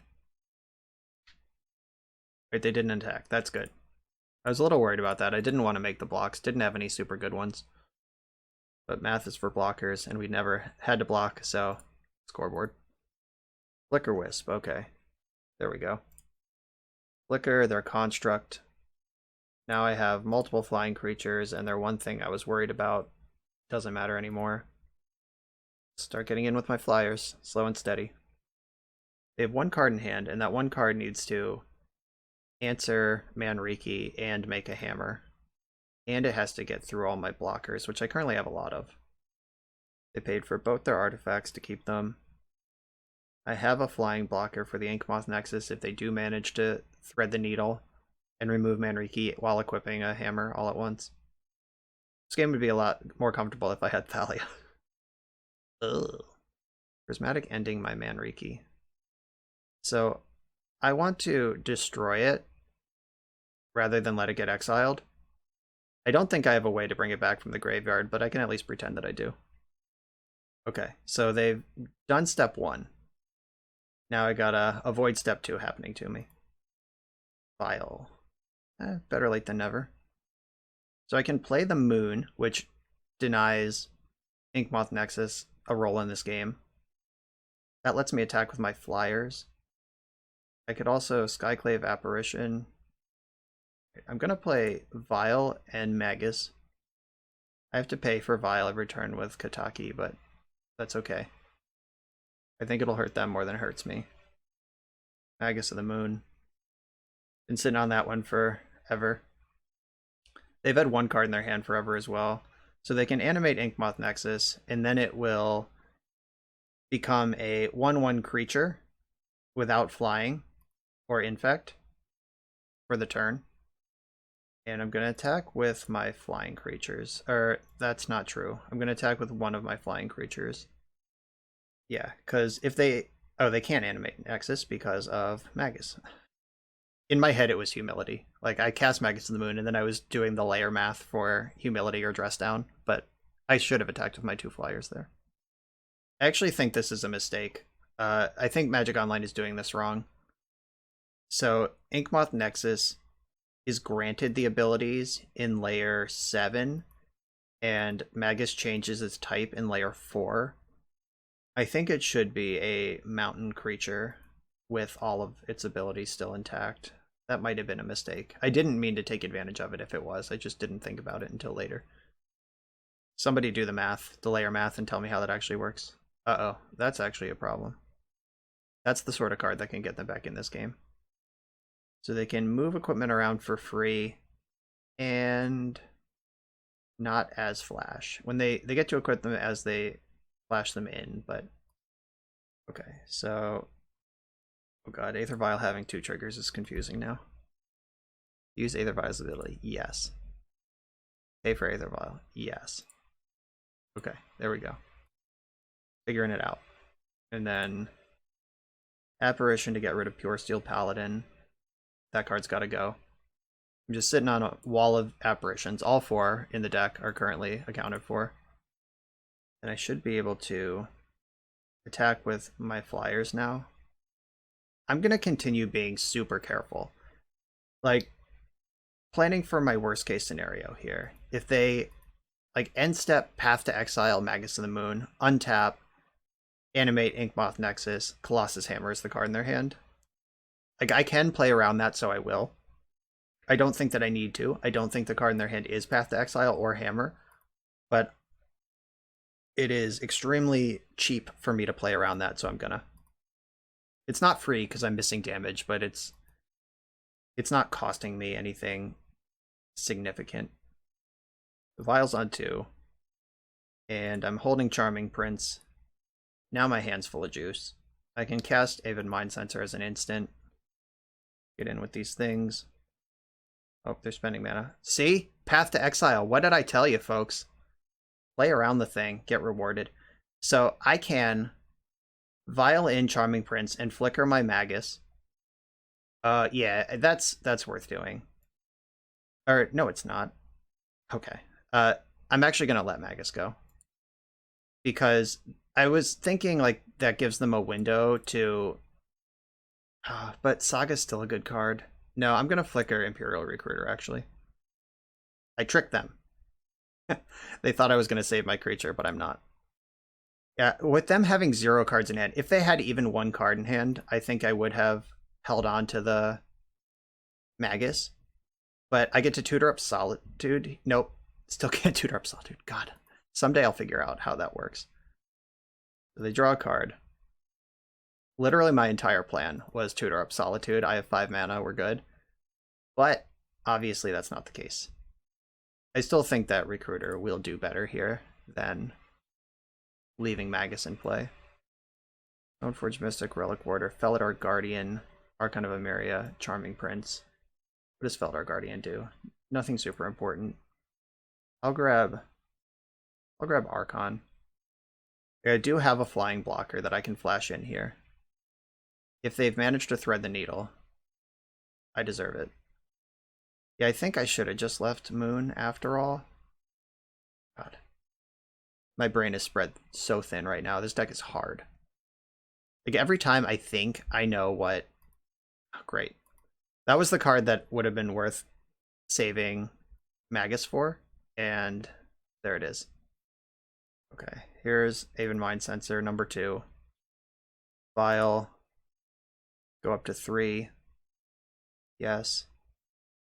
Pay to keep it, yes. Another land, and then I can attack with all my flyers, because I have another one that I can vial in. And I'm just trying to get the game over with, and this is a lethal attack. I think I might have had a lethal attack if I did the math and just turned my whole board sideways. Yeah, I've turtled into don't lose the game mode when I should be pivoting onto win the game mode. Okay, so I can violent Skyclave Apparition and exile a hammer if I think that is a relevant thing, but they are dead. Just trying to save some clock here. I could definitely time this match out still. Okay, they conceded. That was generous. They could have ate up another 20 seconds, making me click through my turn. Okay, that was tricky. I didn't play super well, but I played well enough. Drannith Magistrate turns off Luris, so I do think that that's something I should be making room for. Giver of Runes, now that I've seen Path to Exile and Prismatic Ending, stock goes up a little bit, but I could also just not do that instead. I could also just ignore it, rely on my Ephemerates. The Moon Magus was really good, though. Okay, I'm off Giver. Get out. Here's my deck. I got 7:43 on my clock, so I gotta play this one kinda quick. Can't tank through all my lines and talk through everything as much as I normally would, probably. My hand is good, I'm keeping it. First appearance of Solitude in this matchup. They have the turn 1 Zagard's Aid, sure. They didn't have a creature to go with it, though. I'll take that where I can get it. Arid Mace is in play. That's going to get a Sacred Foundry. Actually, is it? It might not. I might get Plains with it. Backups the Garda's Aid. They're so ready for that. Okay, Relic Warder is going to exile Saga. And I am going to get a Sacred Foundry. At this point, Magus of the Moon is a one-of in the deck, and I'm willing to take the risk that, or accept the risk that I could turn off my red sources later. But Urza Saga is an enchantment, so I get to Stone Rain / get on board against them. If they have a removal spell, they get their Saga back, which is kind of cool, but... Oh god. Sigarda is ready to help. She is here. She is not playing. Archon of Emeria time. Only one spell per turn, folks. Okay. I was just going to say, maybe I should attack first in case they care about Archon more than they care about Relic Warder, but it turns out they care about Relic Warder more than Archon. Interesting. So this goes straight up to number 2. They only get one spell a turn now. And I can cast Solitude if I need to. I'm going to play the white side of this. My hand is just mono white. Each player only gets one spell per turn. So that includes me, unfortunately. Some bullshit. Why me? Leave me out of this. I am going to draw a card, though. I think that is worth doing. And I get to put Yorion in my hand because I'm not spending this mana anyway. Draw a card with Wall. Wish for Yorion. I am going to attack. They can make a construct in the end step. Or now, sure. And they can equip Hammer to it on their turn. I can block with Wall of Omens, but I can pitch for Solitude to stay alive for a turn and unequip the Hammer. I guess I have to wait for all of the aid triggers to resolve before I can Solitude the creature. Is that how that works? Would they just be able to attach it to something different? I think they do, yeah. They get 3 separate triggers, so yeah. As long as they have 2 creatures, I need to let all of these resolve and need to give them the extra 10 life. I'll probably just chump block with Wall, though, and go to my turn and hardcast Solitude. Or wait until... Okay, they went for Shadow Spear. Interesting. Does that mean they already have the Hammer in hand? I'm still going to chump with my Wall. Or not. Maybe I just take 4. 5? Because eventually I'll have Yorion. Okay. I am not going to chump. So how about a land? So I can play this Vial. Oh, that's interesting. So I can Yorion, or I can Solitude now, but then my shields are down on their turn. I could Skyclave Apparition now, exiling the Shadow Spear. I think I messed this up. I probably did wanna, or I could just pass the turn. But not using my mana feels so bad. I gotta play faster though. If they do have Hammer, then they would need to spend 1 on Hammer, 2 on that. Alright, I'm casting Solitude. Exiling this. And I'm not going to attack. I'm going to leave back all my blockers, make sure I survive the turn, because if I can start looping Solitude with Yorion and Prince, then this game becomes fine. If they have 2 hammers right now, I think I lose. But they can't have 2 hammers because I have Archon. And they know Yorion's in my hand. I just need to get this done in 5 minutes. They equipped their spear, cast Ornithopter, so they're done casting spells for the turn. I'm not going to block this, I'm just going to loop with Yorion. Attack with my creatures. They should not have blocks here. Wear Tear is a good draw. Here's Yorion. Link all my things. My things come back. Draw a card and exile their big creature. I have blockers that fly and don't fly. I have lifelink. You're all getting your money's worth for this league, by the way. This is like the 4th match that's gone to small minutes on the clocks. Shadow Spear, sure. Recruiter, is that even good? I don't know. I'm going to attack with my flying creatures. And then I'm going to flicker Solitude. Is that right? Is that what I do? Yeah, I'm going to flicker Solitude leaving up. Or no, I flicker Yorion, obviously. This is going to eat up a lot of my clock, unfortunately. But I think it's still the right play. Wall, Solitude, Exile, Ornithopter, actually, and this, Flicker, Solitude. I'm just going to... I think it's right to flicker Yorion, not Solitude, but I just want to get this board empty and start attacking to win the game in 5 minutes or less. Discard a card to hand size. I think Aether Vial's done its job. Or it's past its prime. Okay. Seal of Cleansing. Okay. I have no targets for that in play. And no intention of casting any. I think I just attack with all my creatures. So in with everything. Then I'm gonna Flicker Wisp my Wall of Omens and pass the turn with Wear Tear up. Again, all of this is more to save time than it is to actually play perfectly. I have 3 minutes to deal 19 damage. I don't think I can lose this game any other way. Alright, we got a generous concession out of them. They could have tried to time me out, but we were definitely winning this game. I'm on the play in the final round with a double Aether Vial hand. We keep these. This is the type of the hand that's just waiting for an Imperial Recruiter to just bust out. Oh, sick. Him to Tarak. We got another one. So they forced Pitching Force. I got another one of these, though. The Prismatic Ending could still clean this up, but we'll see if they even have that. I don't know. They must be some sort of real control deck if they're going to force Pitching Force a Vial on one. Some sort of Wrenn and 6 strategy. Oh, nope. Rug deck. They're icing my land. Sure. I hope I draw another one. Nope, that was actually a really great ice. Thalia is probably good against their deck. Wall of Omens drawing a card's good. But let's see if they can Teferi my Vial. Shardless Agent. Oh, it's Rhinoceros time. Wow, Thalia would have been great. Okay, that was a really good operation. Like that turn worked out really well for them. The Thalia would have been insane. Stoneforge Mystic.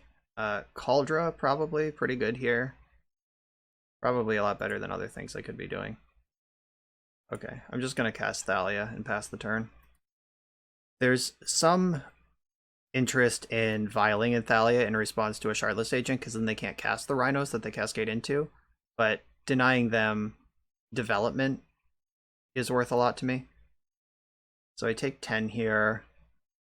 I put Batterskull into play next turn. Start absorbing damage. Okay, so yes, use this ability. Put in Stoneforge Mystic. Yes, get Batterskull. I want the life. That's pretty important here. Batterskull. I have Skyclave Apparition in hand. Yeah, I think that's going to be better than Wall of Omens. Alright, Archon of Emeria is dope. I'm going to do this. Just put this card into play. It actually blocks Cascade or Shardless Agent in a good way. It messes up their mana, stops Cascade. All these things are good and desirable in this situation. Scalding Tarn, ETB tapped, you love to see it. Yeah, so they can send a Rhino in to trade with the Batterskull. If they have ice, I might just die here. Okay. Looks like I do get a Rhino trade. So they deal 0 damage this turn, but they do remove the Batterskull, and I get to bring Vial up to 4, and Vial and Felidar Guardian, who can flicker Batterskull to do more stuff. Alright, White Pathway. This is actually insane. So I get to Wall of Omens on my turn. Then I get to Vial in the Felidar Guardian and cast Ephemerate on their turn, because Vialing is not a spell. And if they do anything pre-combat, then that is their play for the turn. So Vial, yes. Felidar Guardian, Flicker, Batterskull. God, that's so cool. I'll never be disappointed with that. Yes, I would like to use the ability, please. And block this and this. I think I can afford to take 4. Oh wait, I don't have to take 4. This is so cool. I can block here and here, and I can cast Ephemerate on my Wall of Omens. So that's my spell for the turn. That probably would have been better reflickering Batterskull, but what do I know? Ooh, I can get Kiki-Jiki now. Actually, the game just ends. The game is over. Oh shit. I blocked wrong. The game was over. I had it. It was literally over. I took Vile up to 5, cast Imperial Recruiter. I think I still do all those things. Took Vile up to 5. Yes. I'm not going to cast Ephemerate because I need my spell for the turn. Yeah, locked out by my own creature here, but they were definitely right to finish off the other one. Kiki-Jiki. Mirror breaky. So I'm gonna attack with my Archon and my Stoneforge Mystic. It's not doing anything else. Let's go. And pass the turn. Yeah, I messed up that last turn a little bit, but we're still easily winning this game. Kiki-Jiki gets to start copying recruiters and walls, and we just go off here. That was great. I have a feeling we're not going to end up with Kiki-Jiki in play at any point in this league, because we've shown it twice, and my opponent just conceded to it twice. So it's not the kind of card that ever makes it into play. It's the kind of card that you just reveal, and they lose. Okay, so the Rhinoceros deck. Drannith Magistrate, that's good. Is Rip Apart good? Is Wear Tear good? And my deck is mostly just good against their deck already. They have Fire Ice, so I don't want to pile up on X1 creatures. Sanctifier Envec does brick Bone Crusher Giant pretty well, but they're going to have Brazen Borrowers as well. It's probably just Drannith Magistrate, and maybe the Rip Apart, just for good measure. I guess the Moon seems fine. I like the combo, actually. Like, this is a matchup where that could come together. Giver seems good. Uh-oh, all the cards are good. Okay, I don't need Sanctifier Envec. Not actually that important. And what else is not that important? Archon of Emeria was a monster. It usually is. This card is so messed up in Legacy, Vintage, and Modern. It just ruins games for everyone. Every time I see it. One more card's gotta go. I mean, Thalia's really good at messing up their Cascade plan. Ephemerate's good, Wall's good. All my cards are good. Maybe I don't need the Rip Apart. Maybe my deck just has enough stuff going on already. Yeah, just Drannith Magistrate for Sanctifier Envec. Trade a single Fun of bullet for a different Fun of bullet. That was also the fastest game we've played yet. Just like 8 minutes and we were done. My hand's not exactly guns blazing, but it is solid as a rock. I'm going to keep it. I might regret it. But lands and spells with this deck, I'm not going to be upset about. Now I'm happy. Gotta trust your deck sometimes. Put them to the old Giver of Runes test. Can you remove this, or can you remove my Stoneforge Mystic? Because you're not going to be able to do both. Am I fired? Or stomped? I am fired, sure. You got it. Ooh, the Archon is here. Stoneforge Mystic. Yeah, Batterskull. Is Cauldron better than Batterskull, actually? Like, I don't have to attack. Brazen Borrower, I think, is a reason to want Batterskull. Okay, I'm gonna do that instead. Cauldron sucks really hard against Brazen Borrower, where Batterskull only sucks a lot. Crashing Footfalls, yup. Being on the draw, harsh. So I'm gonna play my Giver and put my Batterskull in. Maybe I'm supposed to Archon first, just to make sure that doesn't happen a second time. Can I afford to take 10? And probably. Nah, I'll challenge them, see what they want to do here. If they just want to trade off a Rhino, I'll take it. If they can kill my Batterskull or Brazen Borrow it or whatever, I'll take that too.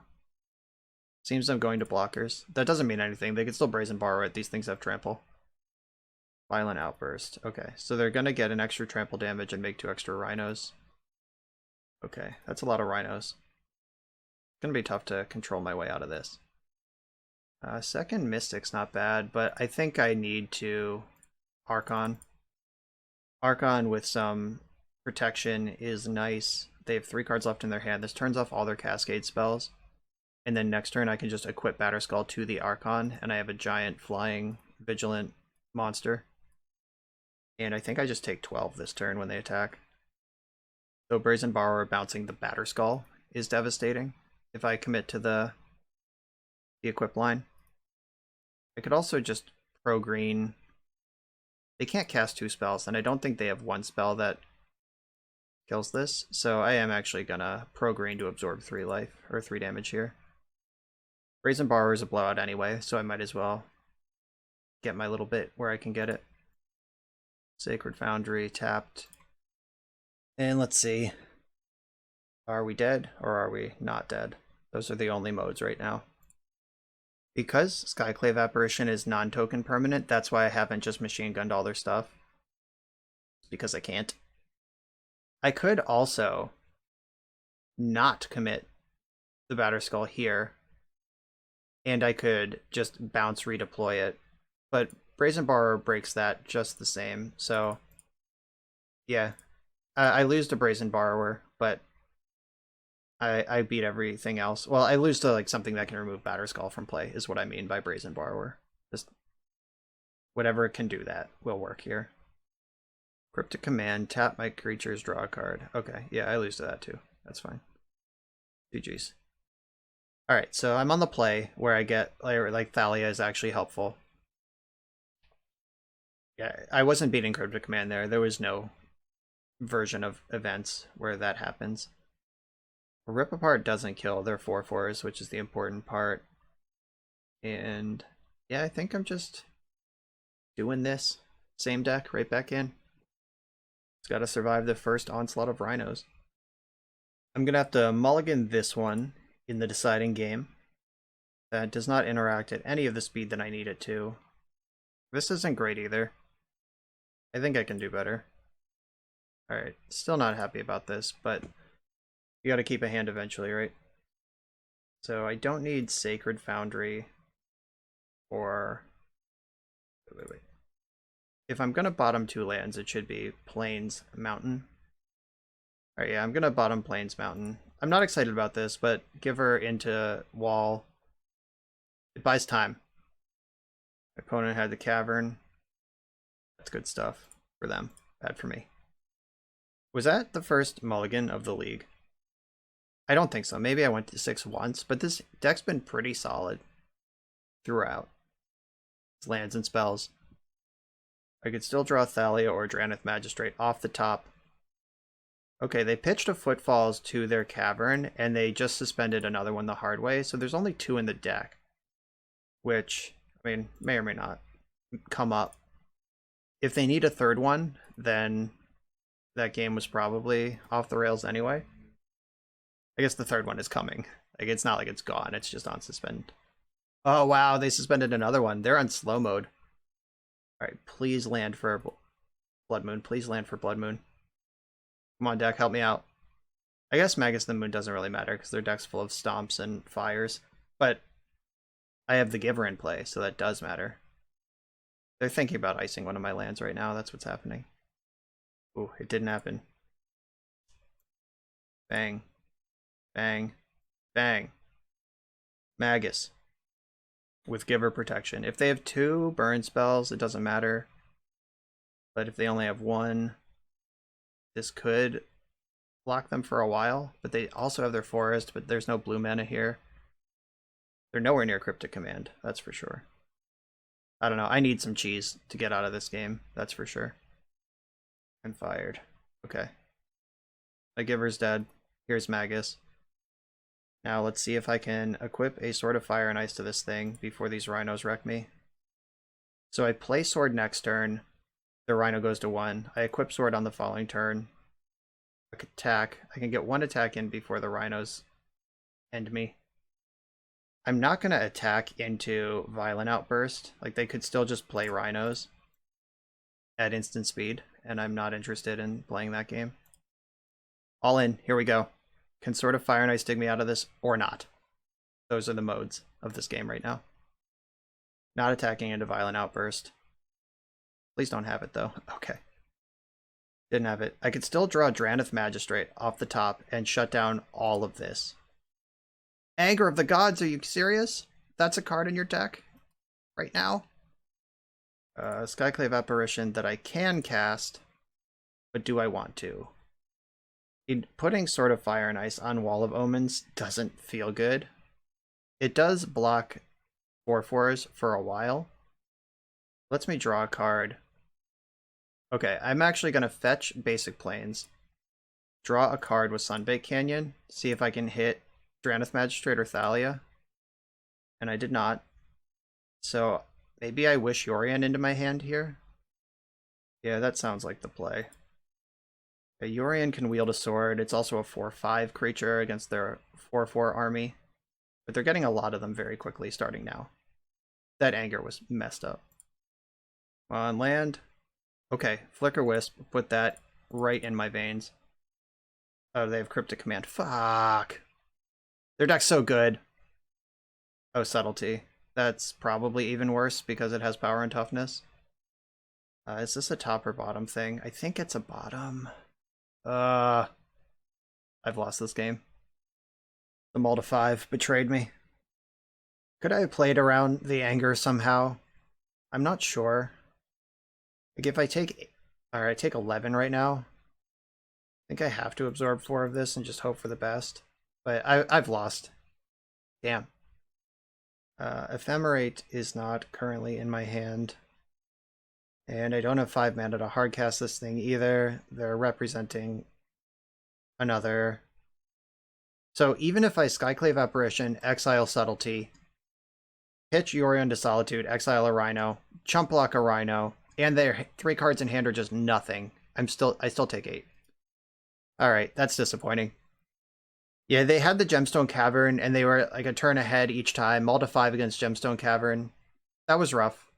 But, okay, fair enough. Their deck is extremely powerful, and I have some action against it, like Thalia and the Magistrate, but I don't have Chalice of the Voids in the sideboard. Like, I could just play 2 Chalice and cast it on 2 in the matchups where that's relevant.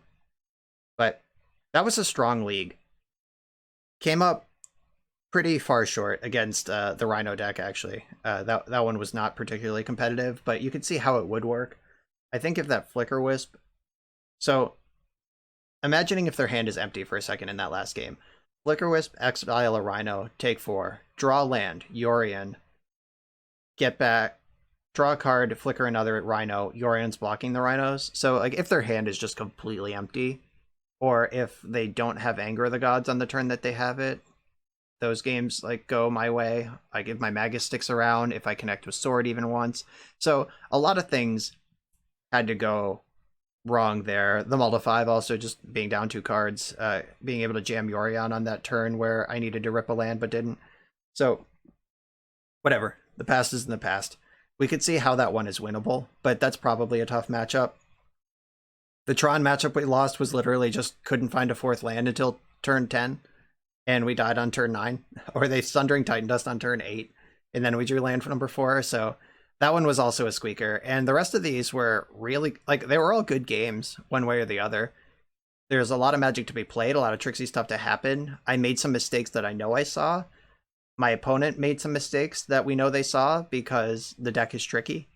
And I probably made mistakes I didn't see. This was a lot of fun. I like having a combo in a deck like this too, like the Kiki-Jiki combo kill looming at all points. You basically don't need it, but it's nice to have, just that eject button, and it's pretty free to include. Big fan of this deck and what it's doing. Thank you, Colonel Crabcake, for sharing it with me. Everyone else, thank you for watching. Make sure to use my affiliate link if you shop on TCG Player, if you want to support the channel while you buy cards. The links are in the video description below. Check out Card Hoarder to play Magic online with any deck anytime, and like and subscribe to the channel while you're here. Thank you so much for watching, and I'll see you next time.